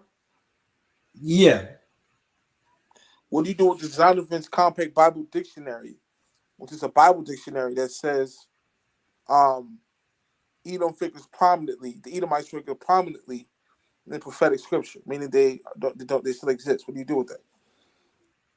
I don't know why, but I think you're speaking too fast. But I'm gonna try to repeat what I believe you said. You said the Edomites were dealt with prominently. No, can you hear me now? Yeah, but again, I think you were speaking too fast. So say that again about the Zonovan. Yeah, hopefully you can hear me now. Yeah, I can hear you. I think that you're just speaking too fast. That's all. The Zondervan's Compact Bible Dictionary. You familiar with that, right? Yeah. Zonovan says you look up Edom, right? You Okay. with me? You Yeah. look up Edom in the Zondervan's dictionary. It says Edom figures prominently in the prophetic scripture, meaning they still exists. What do you do with that? Hmm. Just because they figure prominently in prophetic scriptures doesn't mean they exist. I mean, what prophetic scriptures? the prophetic scriptures that say that they're no longer going to exist, or that they're going to go ahead and get punished into the ground. Like, there's a lot of prophetic scriptures that, talk about a lot of things. Just because you're in a prophecy doesn't mean you're going to exist forever. You know what I mean? You got what? You got all kind of nations that were prophesied against. That doesn't mean that their kingdoms lasted forever. You know what I mean? Um, the Girgashites, the Perizzites. I mean, there's all kind of things that are going on in the scriptures, like Okay, hold on. Ammon. Let me ask you a question. Two questions. How do you Yeah, conclude? How do you conclude Edom was done away with? First, my second question: wasn't Herod himself an Edomite, the king of Israel? yeah. I conclude that the Edomites were done away with in two ways. One, according to Josephus, just about all of them became Jews. And two, you start to look at where they lived geographically, they all lived in Negev. Negev is basically the southern part of Judah. So they're always around. Then you look in Josephus. Josephus says that, the last thing that we have of them is them basically teaming up. Now get this, teaming up with the zealots that were trying to defend Jerusalem against the Romans. He said that there were about 20,000 of them. And Correct. Yes, correct. yeah, so that was the last of them, because we know what happened. And Israel what got happened to those on, Jews? That is true.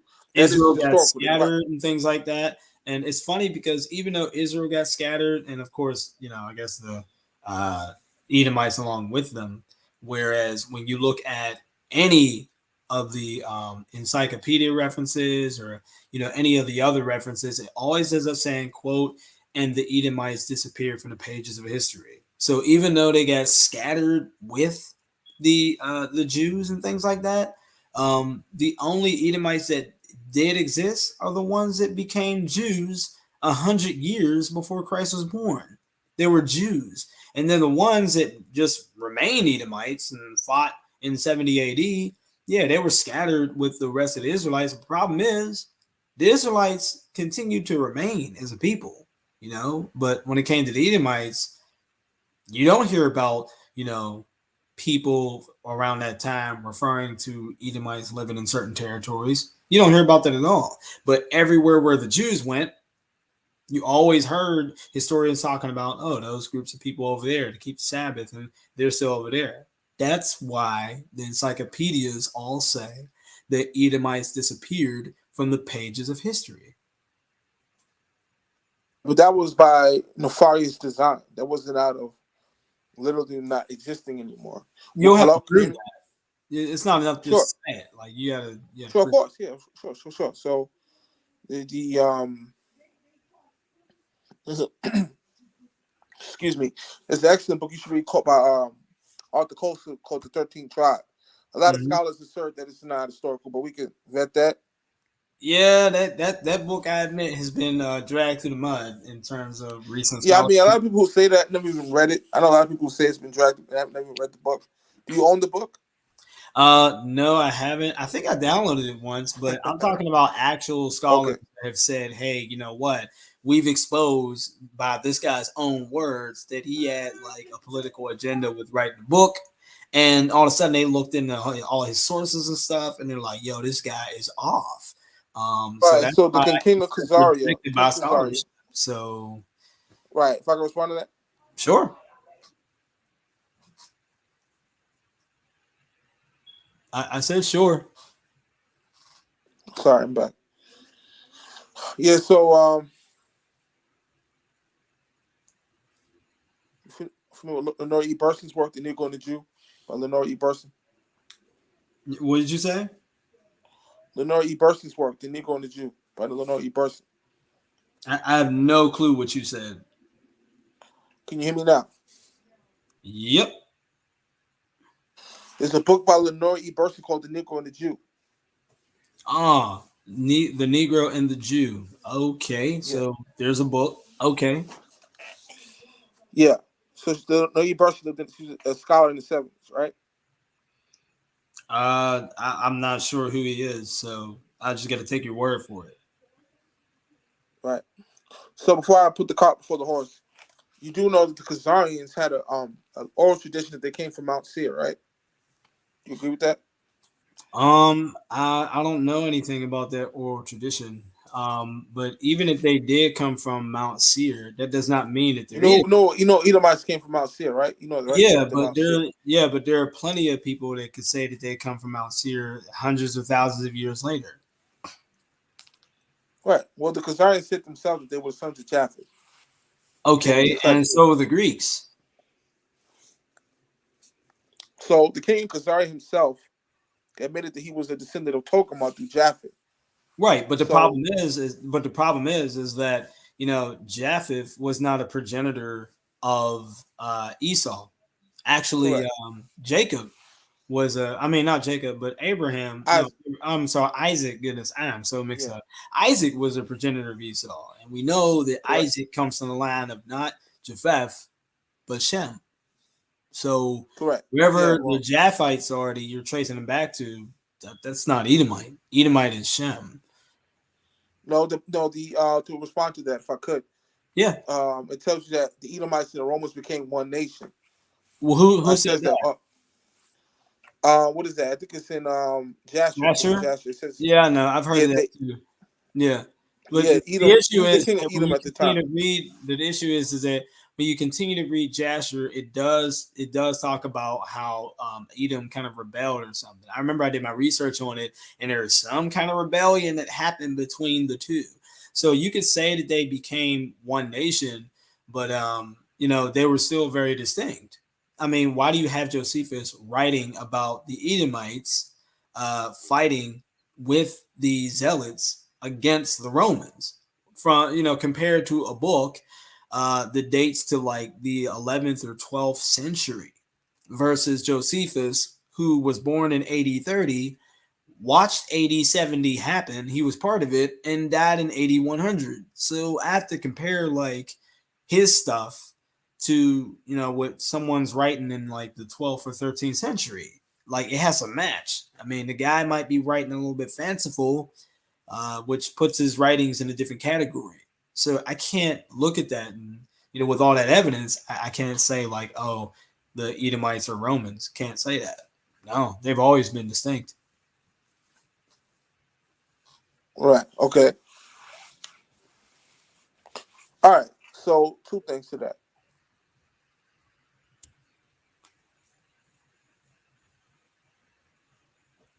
Hello.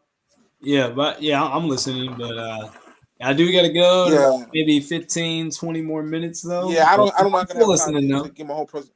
I'm not gonna have time to give my whole presentation. I will just say this tonight, and I'll drop off. Maybe you can set something up one day. We have a more distinct Mhm. conversation. Sure, take your time. Okay. Um.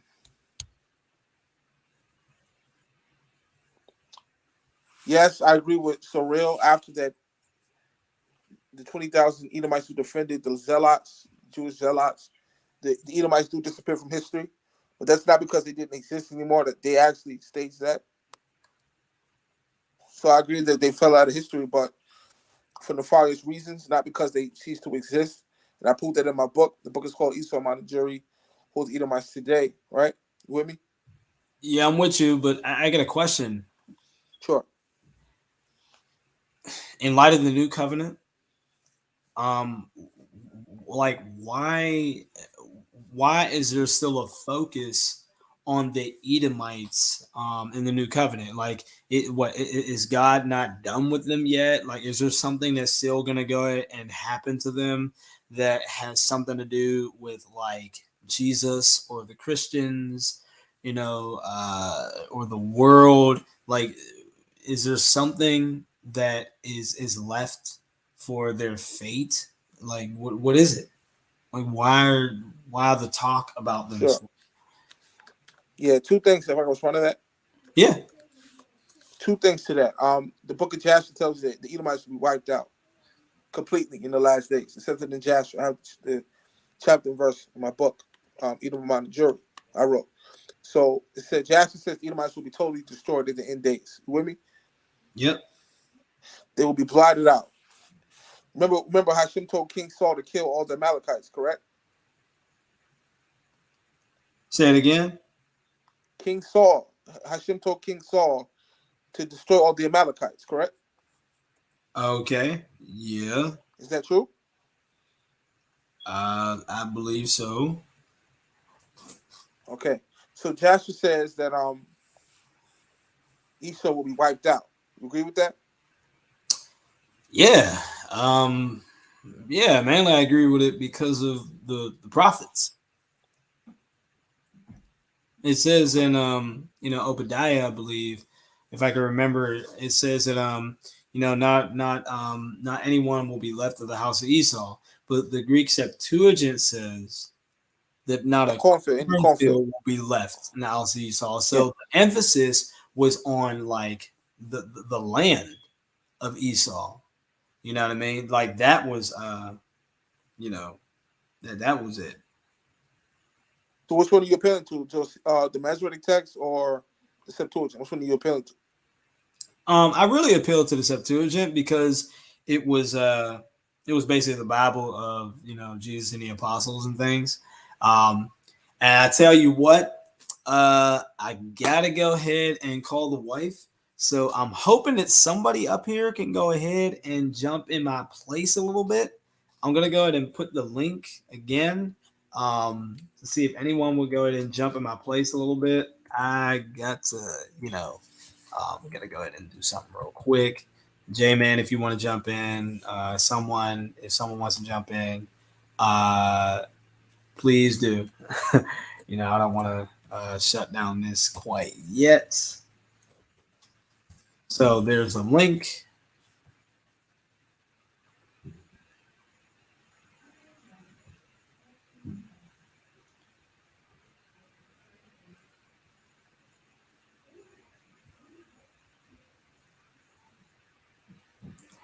All right. So Yo, J-Man, jump on, bro.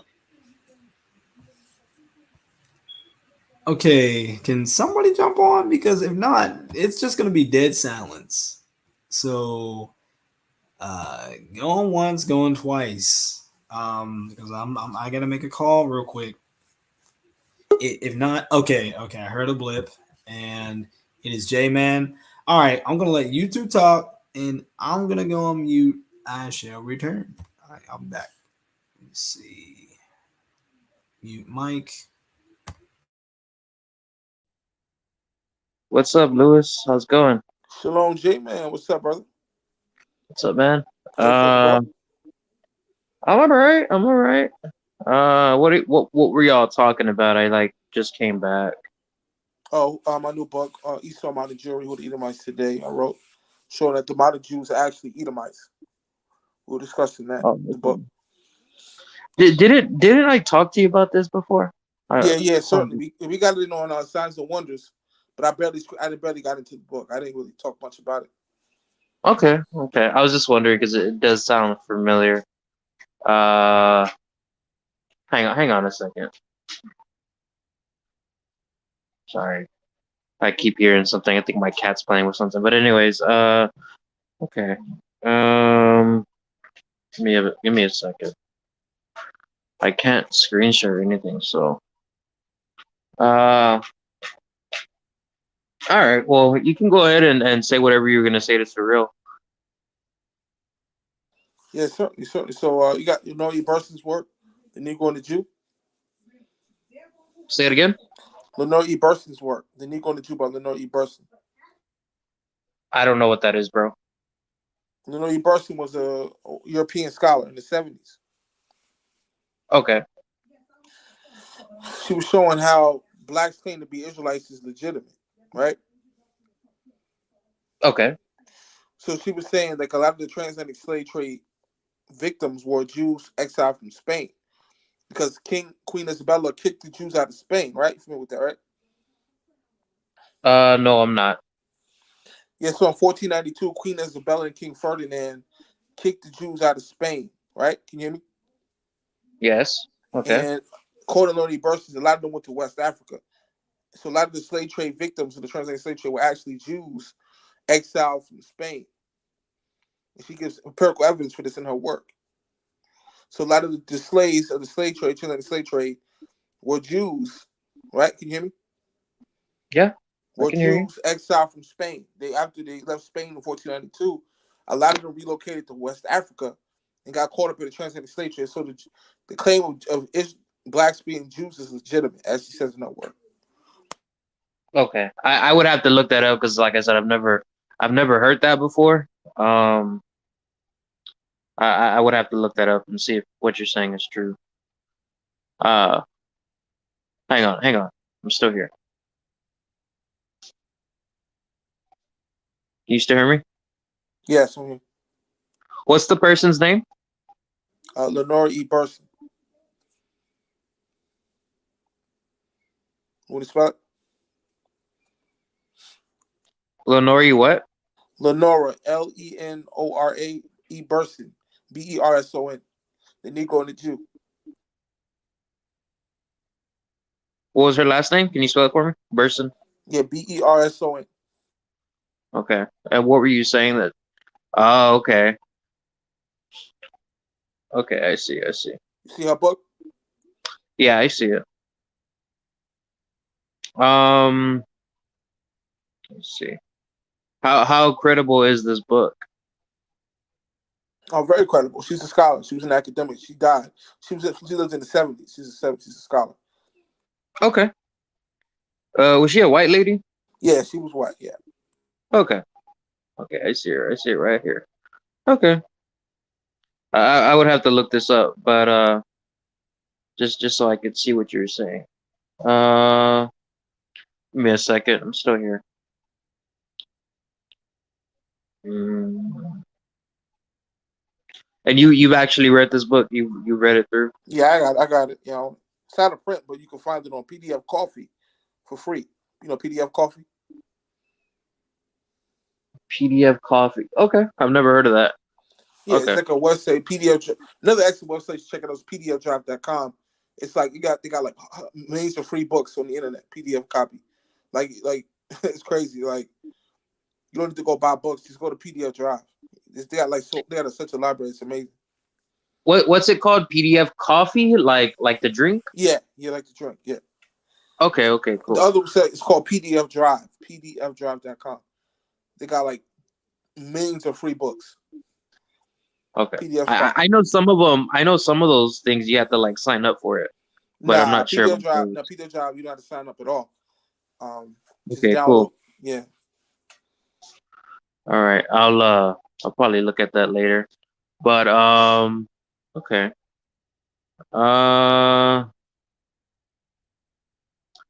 Let's see. So I'm just kind of looking through some of this stuff just so I could see. And anybody else, you know, they can do it too, just so they can, you know, because like I said, I've never heard of this. I like to look at the information and see if it's credible or not. But I probably have to do this on my own time. Okay. All right. Let me look at this. What's up, Hosni? So Hosni said you're lying, man. About what? I have no idea. But Okay. he lying. I can't He put the Pinocchio nose. He said what, bro? He said he lying, and then he put the Pinocchio nose. Oh, okay. All right. So I don't know, man. I don't know. I have no idea if you're telling me the truth or not. But yeah. And anybody can go and look it up, you know. So we'll see. Okay.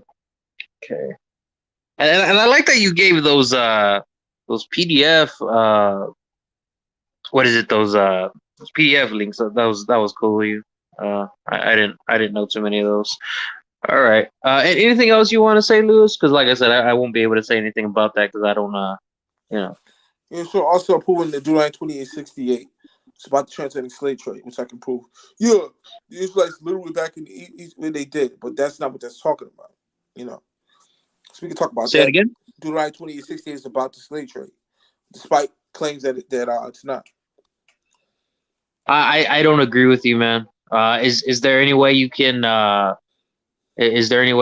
actually prove that it's about the transatlantic slave trade? Sure, if I could. Yeah. I'm here. Yeah, you can go ahead. Well, so there's different levels of interpreting the Torah. It's called Pardes in Judaism, right?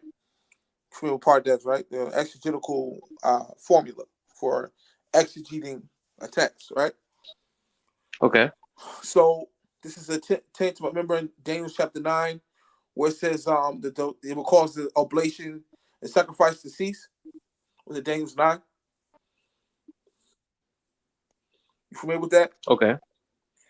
So this is double. This is, No. remember Hashem said. Daniel said that in the middle of the week he will cause the oblation and sacrifice to cease. Okay. Well, it's just a twofold fulfillment of this. This happened under Antiochus Epiphanes, right? What did you say? Daniel chapter 9? I'll get the verse. It says he will call. I think it's Daniel 9:24. Daniel 9:24. Okay. 70 weeks are determined upon the people and upon the holy city to finish the transgression, to make an end of sins, and to make reconciliation for iniquity, and bring in everlasting righteousness, and the seal of division and What's that? prophecy. Verse 27. 27. And he shall confirm the covenant with many for 1 week, and in the midst of the week he shall cause and sacrifice the oblation to cease, Yeah, and for stop the that. overspreading of the... Okay. So this is a double prophecy. This happened under literally under Antiochus Epiphanes, right? You know what that is, right? Okay. I don't agree with that, but go ahead and keep going. Yeah, he actually came into Jerusalem in the middle of the week, literally, and put the pig on the altar. It's called the abomination of desolation, right? Can you hear me? Okay. Keep going. So it says he would come to Antiochus actually came to Jerusalem in the middle of the week and put the pig on the altar. It's called the abomination of desolation, right? That is hello? I'm here. Keep going. Yeah, there's a second fulfillment of this, metaphysical interpretation of this, when Jesus Christ of Nazareth died on the cross and caused the Mosaic law sacrifice to cease. So this happened literally under Antiochus when he came to Jerusalem in the middle of the week, right? This is another fulfillment of this was under Jesus Christ of Nazareth when he died on the cross and caused the Mosaic law to cease of an animal sacrifice. You with me? Okay. So again, fulfilling the Antiochus Epiphanes when he came to Jerusalem in the middle of the week, put the pig on the altar, and then it was fulfilled the second time, figuratively, when Jesus died on the cross, and he caused the Mosaic law of animal sacrifice to cease. You see what I'm saying? It's a twofold prophecy, right? Okay. So you see this in Deuteronomy 28:60 when it says thou shalt go back into Egypt again with ships. That did happen literally under the Romans, but it also happened figuratively when Egypt represents bondage. And I can prove that. And linguistically, it said they will go back into bondage, the Israelites, again on slave ships. This happened literally under the Romans when they went back into actual Egypt. But there was another fulfillment of this. It was a double fulfillment of this. It's called Pardes, where the Israelites would go back into figurative Egypt, a land of bondage and slave ships, which happened during the transatlantic slave trade, right? You with me? I'm here. So this is showing how this double prophecy kind of works. It's the same with Antiochus Epiphanes and Jesus who fulfilled the same prophecy. So yeah. Let me let me read this. It says, I'll start from 24. 70 weeks are determined upon thy people and upon the holy city to finish the transgression and make an end of sins. Okay, stop And to there. make Stop there. Let me exegete that if I could. Go ahead. So there was 70 weeks. It's talking about the captivity of Babylon. The Israelites went into Babylon for 70 years, correct? Okay. So after the 69 week, there was an angel that came to them telling them, you got 1 year, 4 months, and 2 weeks left, right? You with me? I'm listening, Louis. Just keep going. Yeah, when it was 69 weeks in, the angel came to them and told them, you have 1 year, 4 months, and 2 weeks left before the vision will be established. That's talking about when Cyrus was sending Israelites back to Israel from Babylon. Remember, because Babylon's defeated by the Persians, correct? Okay. So the angel told you it was 70 weeks till the Cyrus was sent us back to build the temple on his Zerubbabel, right? Correct? Just keep going. Just keep going. I mean, you cut me off. Yeah, Keep going. yeah. So there was 69 weeks. After the 69 weeks, the angel came and told them, you got 1 year, 4 months, and 2 weeks left to the prophecy be fulfilled. That was talking about when King Cyrus would send the Israelites back to Israel from Babylon after they defeat the Babylonians. King Nebuchadnezzar, King Cyrus had a decree from Hashem, Yod-Heh-Wav-Heh, to send the Israelites back to the land under Zerubbabel to go build the temple, the second temple under Zerubbabel, son of Shealtiel, right? So it was be 70 weeks as you read in Daniel's 9, right? Read that again. 70 weeks are determined upon thy people and upon thy holy city. Right, Khan. So that's talking about the end of the 70-year captivity that the Israelites would go through in Babylon. And Hashem went to King Cyrus of Persia and told him, send my people back to go back and build the temple. So he financed it and sent the Israelites back, the southern kingdom, back to the land to build the temple. You see what I'm saying? So Deuteronomy 28:68 had a literal fulfillment. He actually had a spiritual fulfillment, the same way Jesus and Antiochus fulfilled the same prophecy. I don't think it's talking about Deuteronomy 28, bro. It doesn't even like. Okay, because look, if you look at this, right, it talks about weeks. It talks about 7 weeks, 2 weeks, all these different weeks. Deuteronomy 28 doesn't have anything like that in it. Right. You're putting like, hold on, because this is you're saying that Daniel 9, right? Daniel 9, it has like a time limit, right? I mean, literally it has a time limit. Okay. You go read Deuteronomy 28, it doesn't have anything like a time limit, bro. Like you're trying to like put two things together. And mind you, Deuteronomy 28, when it's talking about the curses and the blessings, it's talking about in the land. Like if you go and you read it, it's talking about everything that's happening in the land. And I mean, you're trying to say that this is talking about America, and it's not. I mean, if you go read it word for word, it's literally talking about in the land. I mean, I don't see it. I don't see it, man. Sure. So I got to respond to that. Hello? Go ahead. Respond to that? Go ahead. Right. So there was a brother, I forgot his name. He's full of the pillar Hebrew.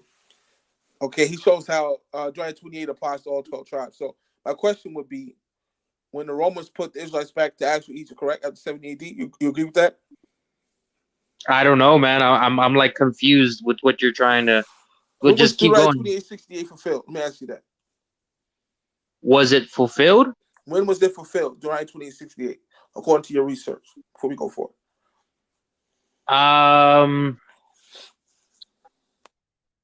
Probably when they went into Egypt. Actually, when? Ask for a date. Say it again. Ask for a date. I don't have a date. I mean, if you go and you read it, it doesn't really give you a date. Who put the children of Israel back into actual Egypt with ships? That's the question. But it doesn't give a date, man. What it says is that if you don't keep these if you don't like keep the law or whatever, it says you're gonna be cursed. Like that's the whole point of Deuteronomy 28. Brother, Doesn't give you a time asking limit. the black and white question. Who fulfilled Deuteronomy But 28:68? your question's irrelevant because it doesn't like say anything. What it says is that if this happens, then this is going to happen. So I don't think your question's not relevant, man. Doesn't okay to prove this is America, right? If I could respond to that, you know what the Go Bible ahead. study tools is, right? Say it again. The Bible study tools. Yes. So the Bible study tools said, I can show you the quote in my book. I wrote a book on this. Esau Manu who Edomites today. It says, and I quote, right? The equation with Egypt to bondage became foundational to the children of Israel. Let's read that again. It says, the equation with Egypt to bondage became foundational to the Hebrew Israelite, the children of Israel. You with me? So what does that mean? That means they looked at Egypt as an equation with bondage. So when it says you should go back into Egypt again with ships, that's talking about a spiritual Egypt, which would represent bondage. And that's substantiated as venerated by the Bible study tools, where it says that the Israelites always equated Egypt with bondage. So the One West camps got it right. Actually, it says you shall go into Egypt again with ships. It doesn't say America again. It No, says it Egypt says again. bondage. The word No, Egypt it represents doesn't. I'm bondage. looking at it right now. It says, "And the Lord shall bring thee into Egypt again with ships." Right. When was this By the fulfilled? way, That's why I keep asking. When was this fulfilled? but how is that relevant? Because you're trying to give me like this whole like time thing when I can't give you a time. Okay, you can't give me a Like, time. Okay, that's cool. That's fine. That's me. That's honest. You're being honest. You're being honest. You don't know what you're talking. I mean, all due respect. I don't mean to be rude, but you don't oh, know. so I don't know what I'm talking about, even though it says they shall bring you into Egypt again, and you're saying it's America. So I don't know what I'm talking about, right? I'm just asking when it was fulfilled. You couldn't answer that. But you can't answer me either. You can't answer me either, though. Why are you Okay, laughing?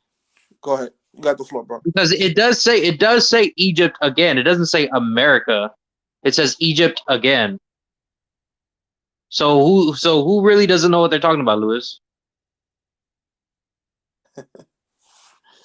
Okay. Why are you laughing? I mean, you're the one that threw this at me, so now I'm telling you it doesn't say America. It Okay. says So let me ask you a Egypt. question. Who It says Lewis, Go be ahead. Go honest ahead. Go about ahead. it. It says Egypt again with ships, right? It says Egypt. Like it doesn't say America. And even if you look in the lexicons, nowhere does it say America at all. Like at all. So I'm not sure what you're trying to say about it. Bro, I just gave you the Bible study tools. Does they go over your head? It says in the Bible study tools that the Israelites always equated Egypt to bondage and became foundational to the Hebrew people. It says it in the Bible study tools. It doesn't say America, Lewis. Well, it says that the Israelites always equated Egypt to bondage. It was always figurative of bondage. So that shows you the one West You're camps talking had on. about you're talking about when it says Mizraim, right? Yeah. Okay. Nowhere in that meaning does it mean bondage. So why does the Bible study tool say that? It doesn't say that in the Bible study tools. Okay, so let me give you the I'm sources looking where at it it does right say that. now. Look, Go I'm ahead, looking bro. at it right now. It either means Egypt, which is land of the Copts, or it means Egyptians. Like literally, that's what it means. If you look in the Brown Driver Briggs, it's talking about the territory, talking about the people, and that's it. It doesn't talk about anything else. So I'm not sure where you're getting this from. Nowhere in this meaning does it mean bondage at all. Okay. I disagree, but like I said, you couldn't even answer when it was fulfilled. So we can move forward. How do you disagree when I'm looking at it right now? Like you're telling me I don't know what I'm talking about, but I'm literally looking at it right now. Like anybody can go look this up. The word Mizraim, which is Egypt, literally means Egypt or Egyptians. Like Right. literally.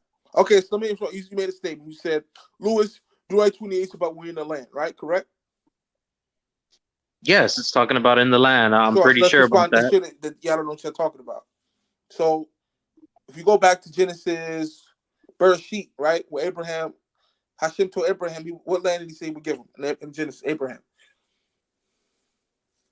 Mm, say it again. What did Hashem say what land he would give Abraham? I don't remember. You're gonna have to tell me. He told me, I will give you the I'm land guessing from Canaan. from the Nile River to the river Euphrates, right? Okay. So yes, the translation trip was in West Africa, Lewis. This prophecy is about the nation of Israel, the land of Israel. Let's say that's ignorant. So Hashem told Abraham, right? That I will give you the land from the land of the Nile River, which is from Egypt, to the river Euphrates, right? You with me? I'm here. So the Euphrates you see today on the maps we have today is not the ancient river Euphrates. That land, there's no ancient maps with that. Euphrates you see today, there's no maps with that on it. The ancient Euphrates was in West Africa. So there's two Euphrates. There's the Euphrates by Iraq, which they said is the land of the ancient, but that's not the ancient Euphrates. The antiquitous Euphrates is in West Africa. So Hashem told Abraham, I will give you the land from the Nile River to Euphrates. But gotta remember, we never got the whole land because we never had the whole land. Is that correct? I don't know. So Abraham, the Let's Israelites were keep never going. given the entire land they were promised. So if you look on the map, the Euphrates we see today is not the antiquitous Euphrates. The antiquitous Euphrates is actually in West Africa. So the promised land that Moses would get, or Abraham would get, his descendants would be from the Nile River to the River Euphrates. So West Africa does encompass um, the land of Israel. Last point, it says that he went south. That Abraham went south. You familiar with that, right? In Genesis 4:31, Okay. it says he went south. When the people say that was the Levant, but it's not. If you go south to Egypt, that's Sudan. So the actual historical Jerusalem is in Sudan, and we know a lot of the slaves came from Sudan. So to say, well, Deuteronomy 28 is about the land of Israel, and that can't apply to the transatlantic slave trade because that's West Africa. That's just bad hermeneutic because the historical Jerusalem is in the Sudan, and a lot of the slaves came from Sudan. Headshot. Okay, do me a favor. So I'm gonna read Deuteronomy 28, and I'm gonna read chapter. Let's see. Can you address anything I said Let's. first? Should I repeat myself? Or can you address what I said? What exactly did you say? Because I'm trying to like show you how Deuteronomy 28 is like not about All right. you, but I mean. Okay, so I'm back. All right. Man, customer service is really something. But other than that, it is, what time is it? It is 6:20. We'll go till 6:30, and we'll go and call it a night because unfortunately tonight I got night shift, which means I work from 11 at night till 2 in the afternoon, and what Where are keeps you me. working at? I'm a factory worker. I Okay. make protein bars for all types of companies all around the world. It's Charlie and the Chocolate Factory with people from multiple nationalities talking different languages around you all the time. That's what I do. So yeah, it's fun. Money's great. Uh, what keeps me up is actually listening to you guys on Clubhouse. The only thing that's frustrating is that I can't talk back because I don't have earbud technology that sounds very clear. So the frustration actually of not being able to talk actually keeps me up. So yeah, go figure. But let me shut up. I'll let you guys go on. Um, yeah, I'm just gonna go on mute, and yeah. Yeah, so as I was saying, so right, if I can finish what I was saying. It was actually my turn, Lewis. Well, I mean, can you address what I said, please, though, before you talk? Well, yeah. Well, I was trying to show you a Deuteronomy 28, and you're like jumping everywhere, not really like making any points. Okay, so let me make my point. Because So I I was want to. saying, But go ahead, come bro. on, Lewis. Let me finish. Go ahead, bro. Like, because I want to show you a Deuteronomy 28. Like, I want to ask if it's actually talking about you, and you're telling me like I'm running, but I'm actually still in the passage, and you're like somewhere in La La Land. So I'm not sure where you want to go with this. I mean, do you want to go to like I don't know where you want to go. No, you made a statement. You said the transatlantic slave trade can't apply to 2028 because that's the land of Israel, correct? Well, yeah, if you read it, it's talking about in the land. Right, but I just told you historical Jerusalem is from the Nile River to the Euphrates, and the Euphrates is in But West Africa. how is that relevant, dude? Because the historical Jerusalem, it says that Abraham went south of Egypt when he left Egypt. What's south of Egypt? Sudan, not the Levant. So when it says he went south, it's talking about Sudan. So the actual Jerusalem extends to the Sudan. And where did the transatlantic slave trade slaves come from? The Sudan. So to say, well, this can't be the transatlantic slave trade because it's in the Levant, when the historical Jerusalem extends to Sudan. And a great deal of the transatlantic slave trade slaves came from Sudan. So that's headshot. Hey, yo. How is that a headshot? Like like you can't be serious, dude. Like because you're under the assumption that the people from the transatlantic slave trade are Israelites. That's the only like come on, that's not a headshot. You're just assuming that. I mean, I don't like. Anyways, whatever. I want to ask you this because this is what. Give me a second. Deuteronomy 28. Let's see. Deuteronomy 28. Let's go to verse. I'm gonna read verse 53, Lewis. Just listen to me real quick. All right, this is what it says. It says, "And you shall eat the fruit of thy own body, the flesh of thy sons and of thy daughters, which the Lord your God has given thee in the siege and in the straitness where your enemies shall distress you." Right. So notice that part, right? Now, Lewis, right? Do you believe you're living the curses like every day? Sure, yeah. Okay. So are you still eating your children? Me personally, no. But that's what it says. So you believe that the curses will be as a sign and a wonder on your seed forever? Correct. So the Bible says, correct. Okay. So why aren't you eating your children if you say that you fulfill Deuteronomy 28? And we're talking about verse 68 particularly. Come on, man. Be honest about it. We're talking about the verse 68. But come on, Lewis. Like okay, you keep saying like a headshot when you know I literally just landed a headshot on you. Like, answer the question. Verse 63 puts verse 68 in context. Go ahead, Surah. I'm listening. Surah, elaborate on that, Basically, if you read verse 63, it just basically says, just as I rejoiced in bringing you into the land, I'll rejoice in, taking you out of the land too.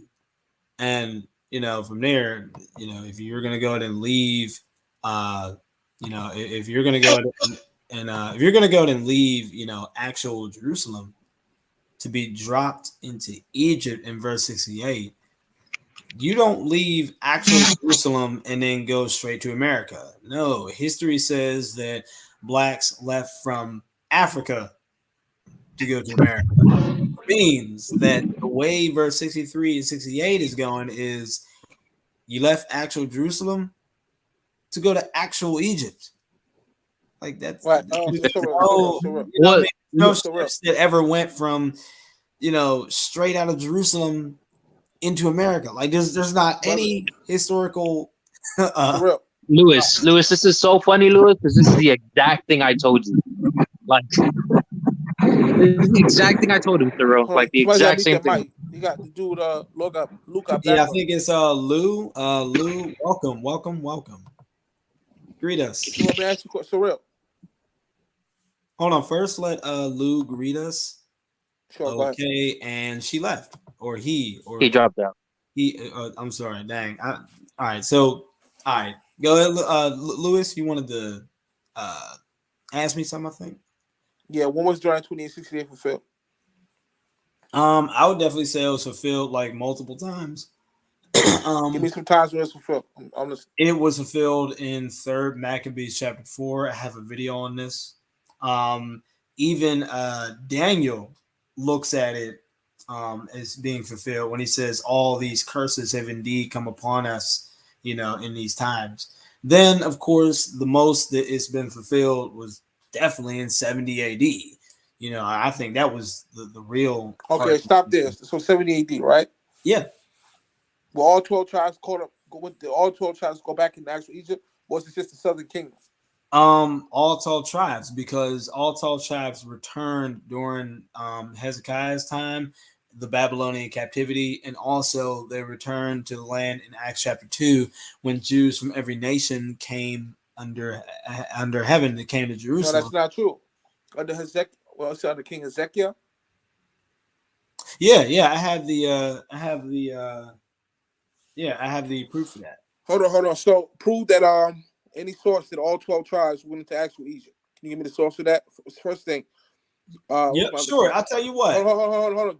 When after Babylon captivity, did only 40,000 Jews return? Did most of them stay in Babylon? Is that true? Well, you know what? A remnant did return, but the thing is that but the thing is that a remnant of all 12 tribes returned based on the scriptures and things that I have. Now, you wanted me to go. Okay, hold on. Before I answer that question, the woman in John chapter 4, when Yeshua HaMashiach went to Samaria, and he told her salvation of the Jews, was she from the northern kingdom or was she a Gentile? Whether she was from the north, well, actually, I think she was from Samaria.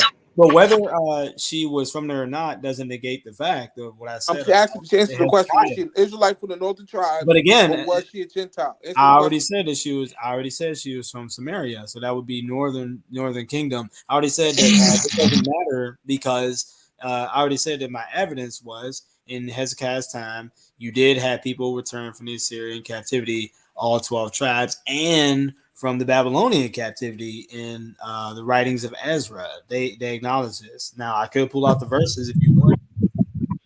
Okay, so before Lou goes, gotta meet your mic, Lou, for a second. So real.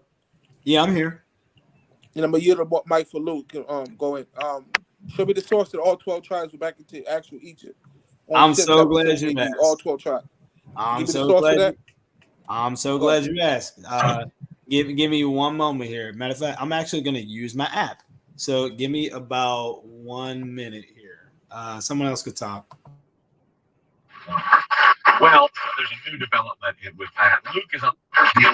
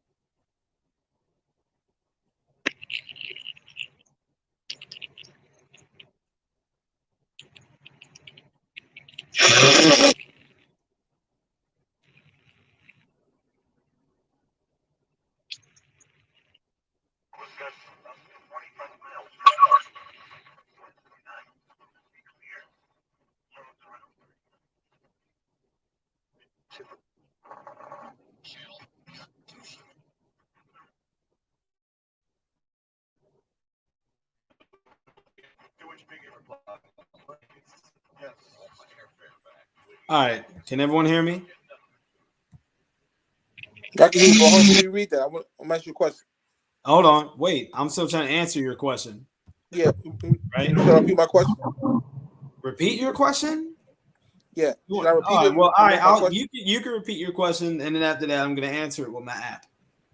Yeah. So two things. Prove that John 4 that when Yeshua went to Samaria that they were Israelites because it tells you in Kings that the Most High put Gentiles in that land in the Book of Kings, correct? I'm not sure, but I'll just go with you. Yeah, so he said he would put because the Syrian captivity there were a lot of Gentiles in Samaria. That's why he sent lions to eat the people in Samaria because they weren't keeping the high holy days, and he sent some priests to teach them the Torah. We got background noise. Can you hear me? Yeah, I can hear you. I believe someone needs to go on mute, but you're not asking the same question. You're asking a different question. But I can definitely say that you acknowledge this woman is a Samaritan woman. Therefore, the Gentiles that they put in that area are not relevant to her since you still acknowledge that she's a Samaritan. So, with that, I'm going to go to answer your question. Sure, go ahead. All right. So, let me see here. Now where was this thing at? Let's see. Trying to see here real quick. Okay, I have no clue who that is. Hold on. Let's see.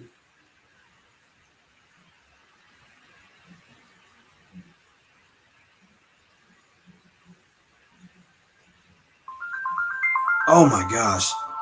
Okay, this has to be somebody. So therefore, I'm gonna go ahead on mute again. I will be right back.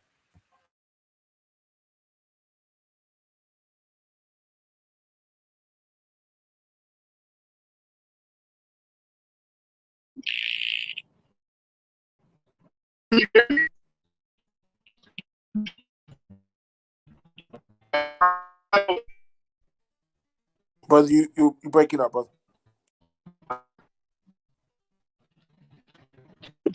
You can hear me? Now you're robotic, brother. I'm breaking up. I can hear you now. Yeah.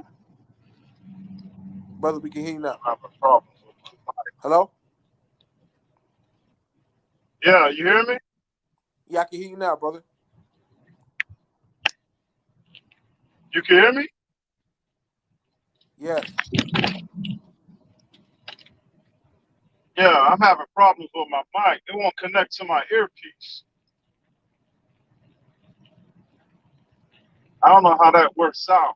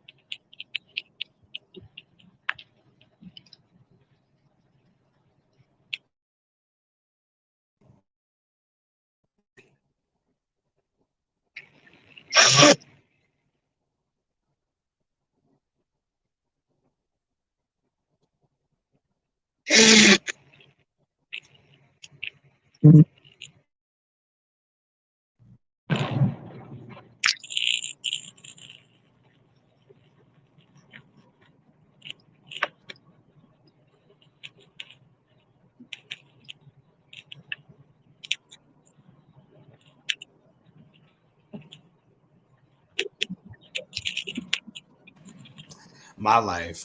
Told y'all, man. I told y'all, yo. Like I'm that's why I'm semi-retired. I try to tell y'all. Anyway, yeah, that was my bro. All right, so everyone can still see my screen. Am I right? Yeah, we can see you, bro. Okay, good. So I'm going through the questions here, and there's one specific one that answers yours. Should I repeat my question? Did you get my question? Yeah, I have your question, but I'm just trying to go through the one. Okay, can you repeat my question? Sure. You want to know, where did the northern tribes return all as one at any time in the Old and New Testament?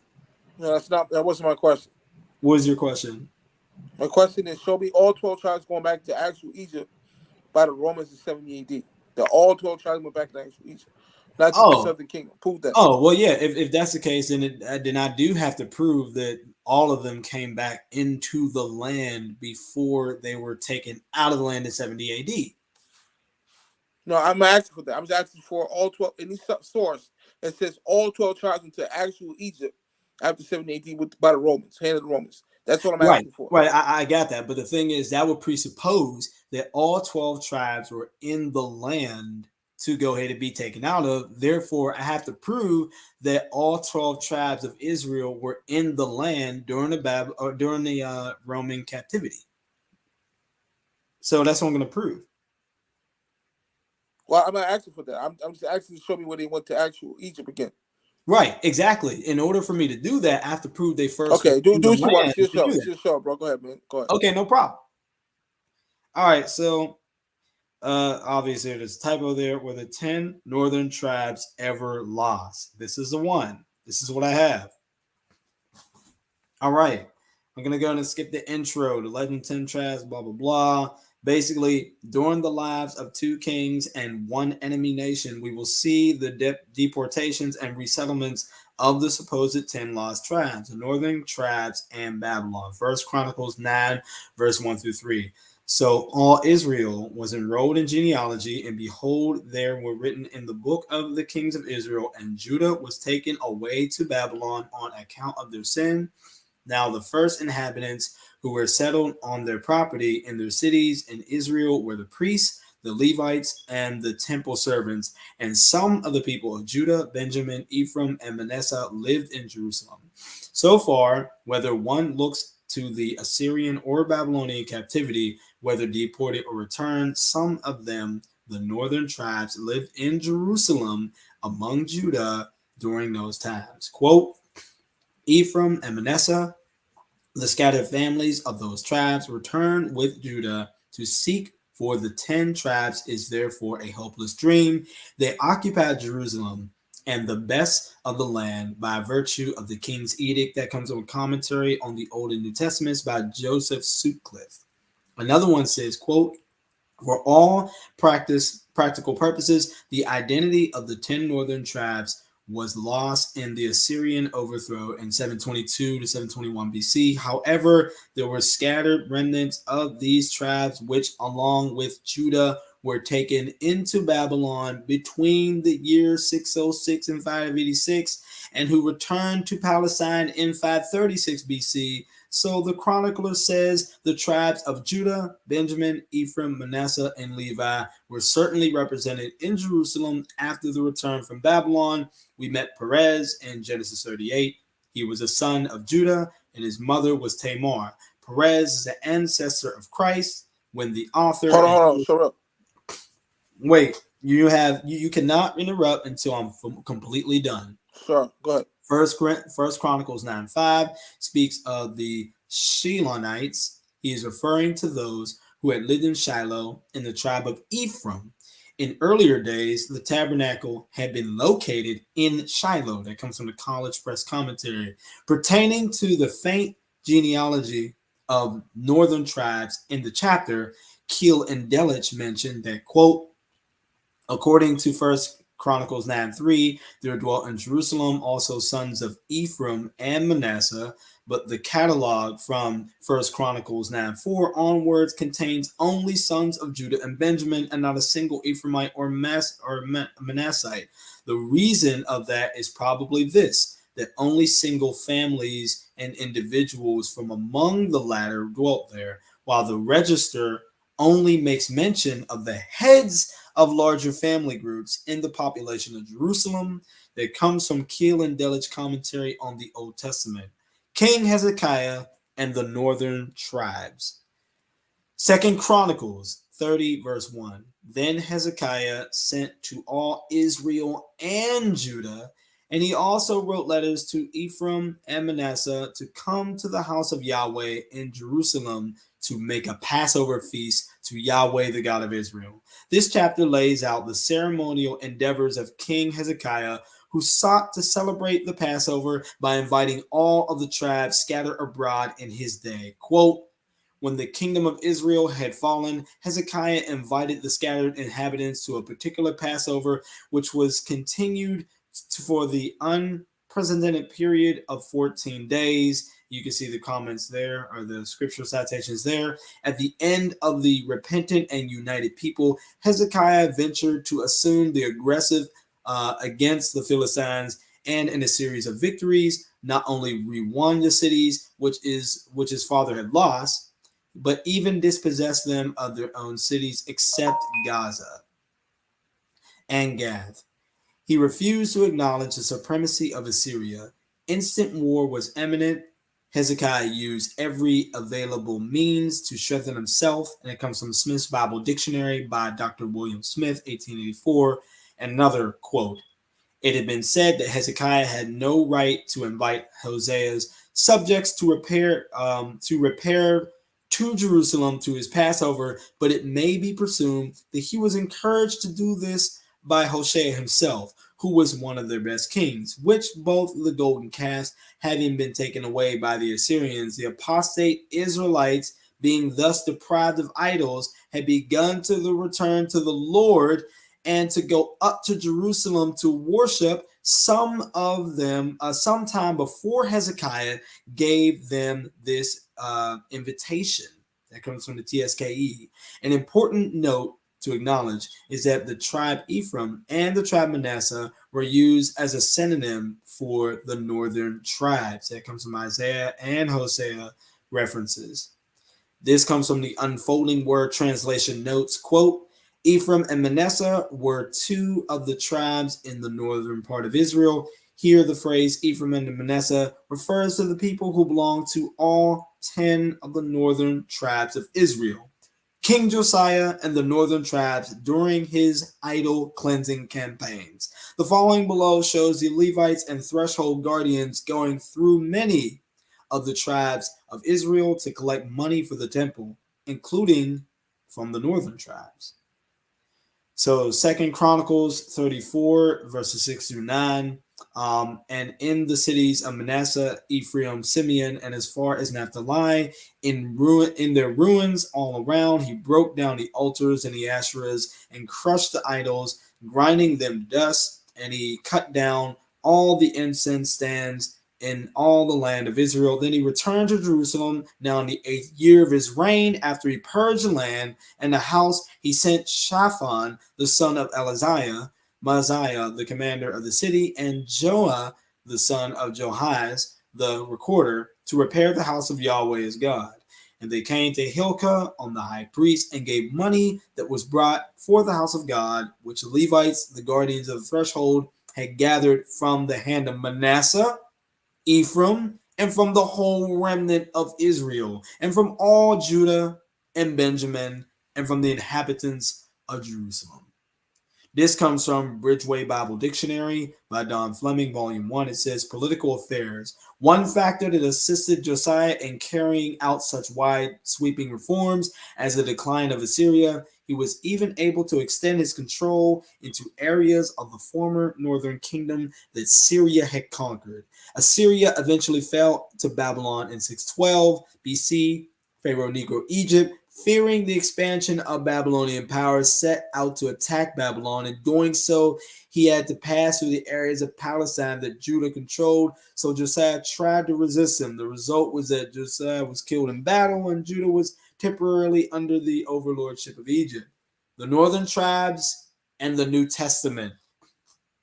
In Acts chapter 2, the Holy Spirit falls upon the Israelites gathered in Jerusalem for the feast day of Pentecost. However, take notice of where these Israelites are traveling from to celebrate the feast according to the law. They are coming from Assyria, Persia, Mesopotamia, and from every nation under heaven, end quote. Now there were some Jews residing in Jerusalem, devout men from every nation under heaven. And how do we hear, each one of us in our own native language? Parthians and Medes and Elamites, and those residing in Mesopotamia, Judea and Cappadocia, Pontus and Asia, Phrygia and Pamphylia, Egypt and parts of Libya and Cyrene, and the Romans who were in town, both Jews and proselytes, Cretans and Arabs. We hear them speaking in our own languages the great deeds of God. Parthians are primarily the northern tribe of Assyria. 2 Kings 15:29 says, quote, in the days of Pekah, king of Israel, Tiglath-Pileser, the king of Assyria, came to Ijon, Abel, Beth-Makkah, Jonah, Kadesh, Hazor, the Gilead, the Galilee, and all the land of Naphtali. Then he deported them to Assyria. First Chronicles 5:26. So the God of Israel stirred up the spirit of Pul, king of Syria, and the spirit of Tiglath-Pileser, king of Assyria, and he took them into exile, namely the Reubenites, Gadites, and the half tribe of Manasseh. And he brought them to Halah, Habor, Hara, and the river of Gozan unto this day.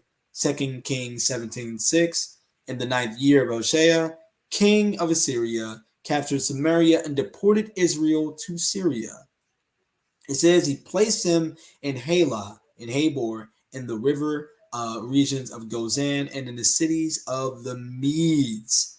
This alone proves that the northern tribe was never lost due to their participation not only in the ceremony, but obviously traveled from the place of their captivity to celebrate the sacred feast. The chart below points out the Israelites from all of the places listed in the passage, many from the prior captivities. And so from here, I'm just going to go ahead and put this here. You guys can go ahead and see that for yourself, that everywhere, whether it's Cappadocia, Judea, dwellers in Mesopotamia, you can see that all these places are from Assyrian or Babylonian captivities that never left. But yet they came to Jerusalem to go ahead and celebrate the Passover. Therefore, there were all 12 tribes in Jerusalem, you know.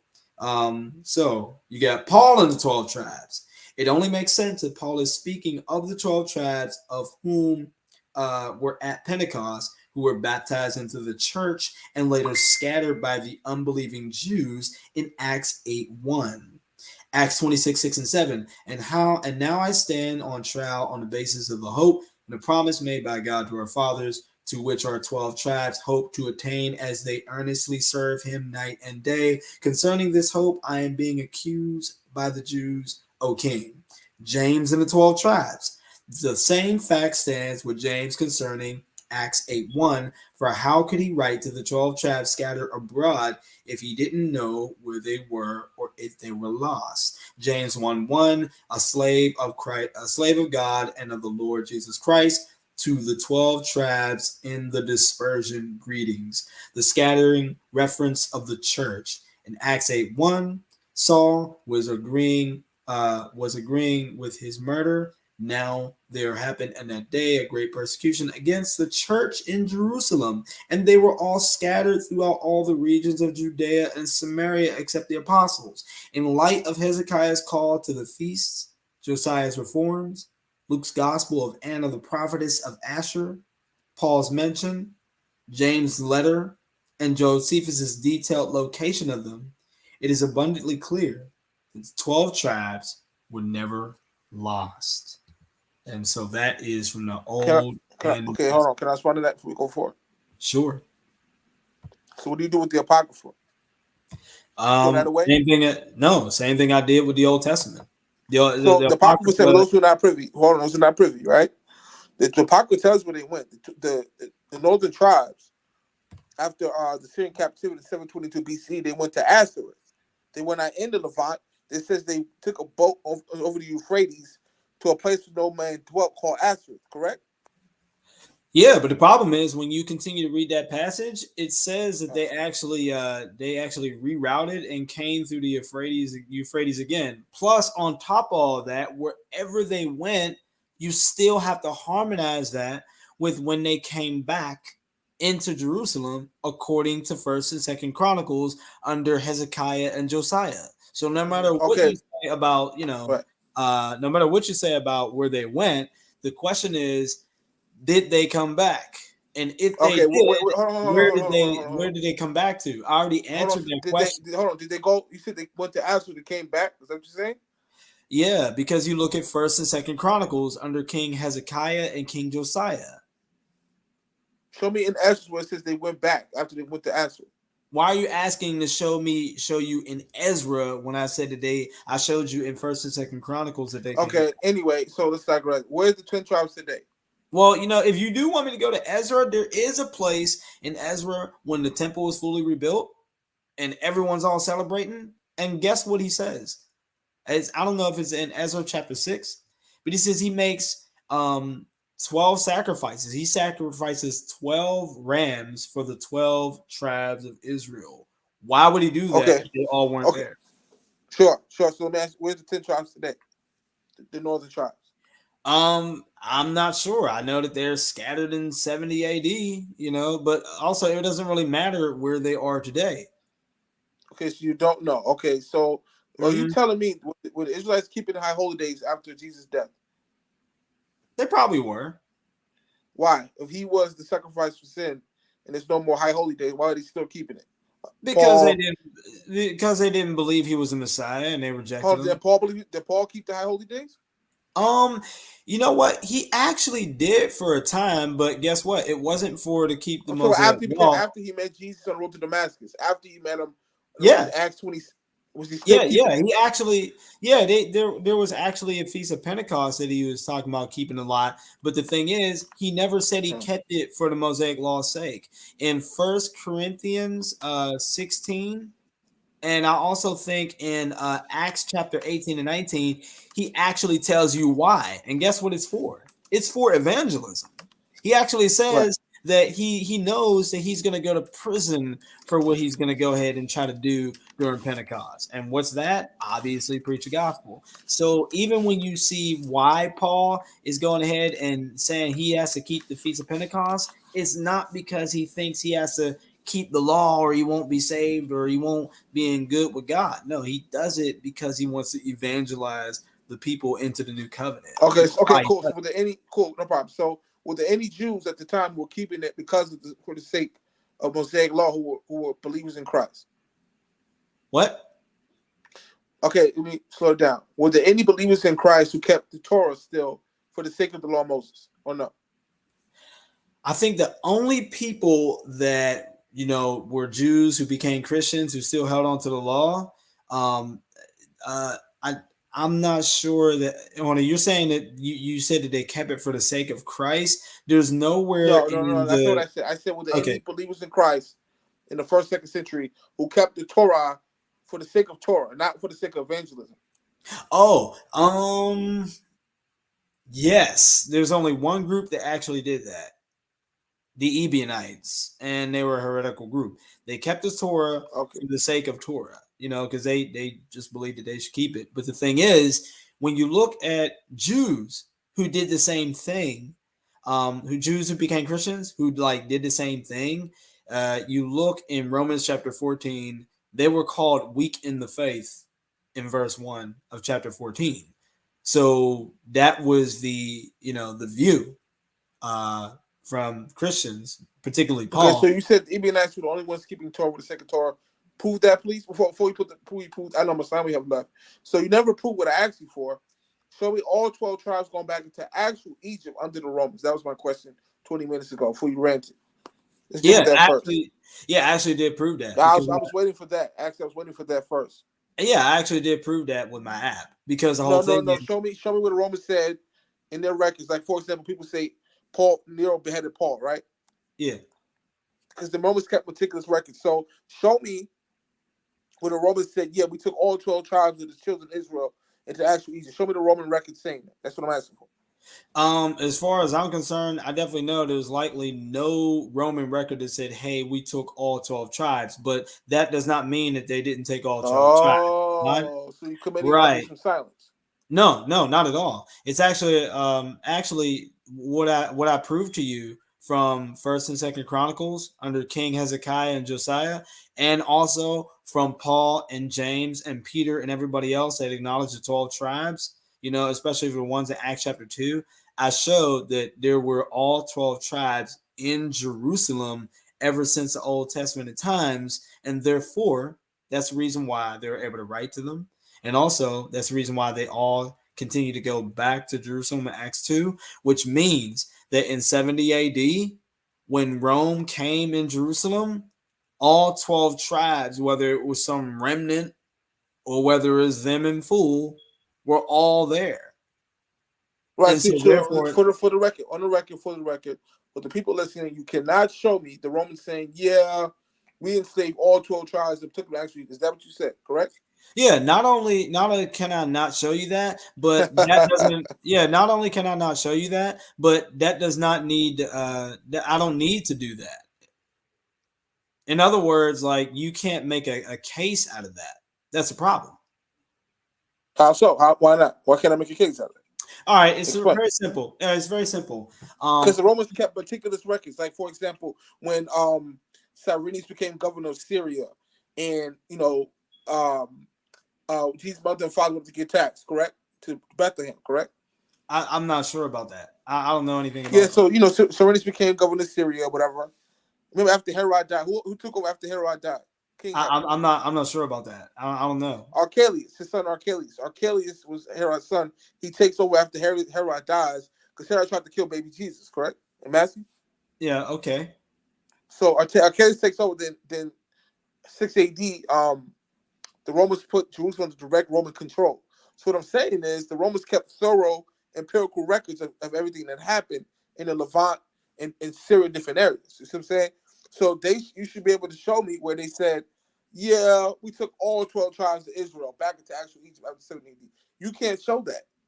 Okay, there's a problem with your argument. You're not the Go ahead. arbiter. Yeah, the problem is you're not the arbiter, the one defines like what truly is meticulous.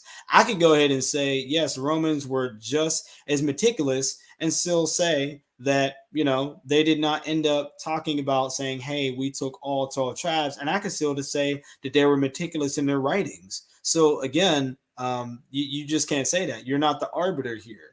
It's not enough for you to just go ahead and say, hey, I'm going to put my opinion of the Romans on here saying they were meticulous. And based on my standard of meticulousness, I can definitely say that they should have, based on my standard of meticulousness, they should have said some type of 12 tribes. No, you can't arbitrate history like that. So once again, you have to go ahead and show, based on the argument that I laid down, that how you had all 12 tribes constantly, returning from captivities in Assyria. So what would you do with John 7:35? You have to go ahead. You have to go ahead and deal with that by acknowledging that there were all 12 tribes, whether in full or a remnant, in Jerusalem during 70 AD, based on all the evidence that I've given. So therefore, there really were all 12 tribes taken into captivity based on the fact of Hosea and Hezekiah, who actually had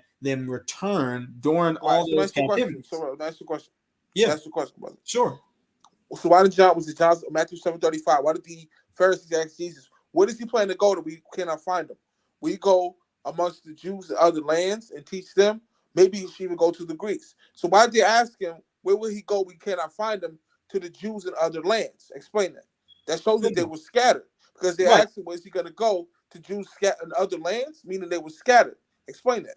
Sure, because there were Jews who were still scattered. That means that there were all 12 tribes that were in Jerusalem, whether they were like a little tiny remnant of all 12 tribes. And also during that time, there were still some that were actually scattered. It already said in Old Testament that only a remnant would return. And then when you look at the contents of that remnant that I have proven from Josiah and Hezekiah, actually showing that there were, remnants of all 12 tribes, Manasseh and Ephraim, which were the two main head of the 10 tribes, right? I was showing that all 12 of them, all 12 tribes were actually there. Plus, you have Anna the prophetess. She's in Jerusalem, and she's from the tribe of Asher. So this further proves that there actually were all 12 tribes, even if there were a tiny remnant of them, that were in Jerusalem. So now you've got Hosea, Hezekiah, Anna the prophetess, during the New Testament times, Paul saying that the 12 tribes are serving day and night. Plus, you got James saying to the 12 tribes scattered abroad, which when you put everything together, that means that there were the 12 tribes scattered abroad and a remnant of the 12 tribes in Jerusalem when you just put everything together. So that means when 70 AD happened, so that means when 70 AD happened, when you look at the whole picture, that means while the Jews were in the diaspora, the ones that were in Jerusalem, the remnant of the 12 tribes that were in Jerusalem, were scattered with the rest of the diaspora when you just put the whole picture together. All right, so let's let it be known on the record for people listening. He couldn't prove with empirical data evidence that all 12 tribes were back into actual Egypt after 70 AD. He couldn't prove it. So no, there is no way that I failed to prove with empirical data. I just did that. So he couldn't prove. He couldn't show me the Romans saying themselves, the Roman record saying we took all 12 tribes back into actual Egypt. He couldn't show. Right. I already told you. Right. I already told you that that I don't have to do that.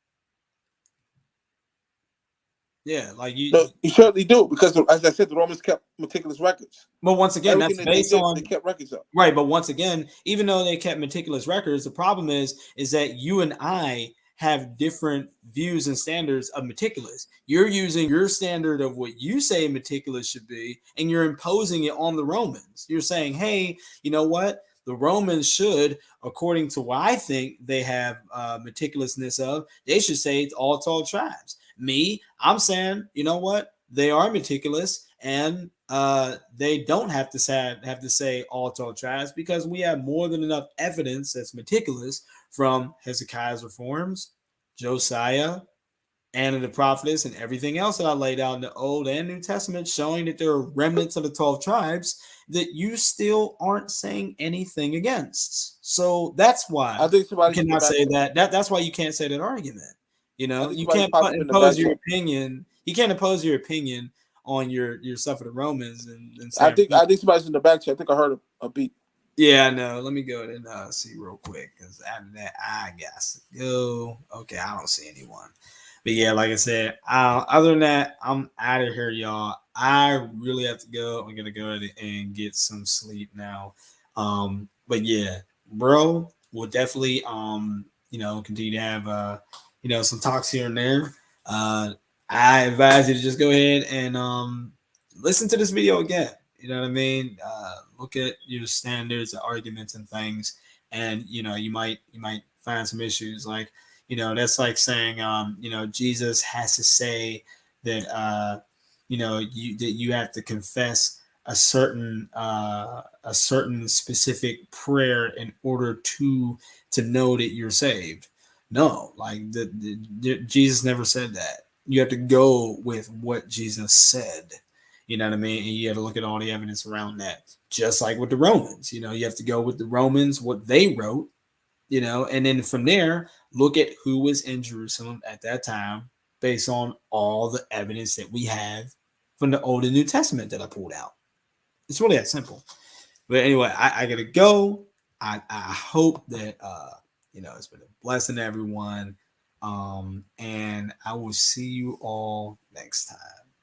Peace and blessings.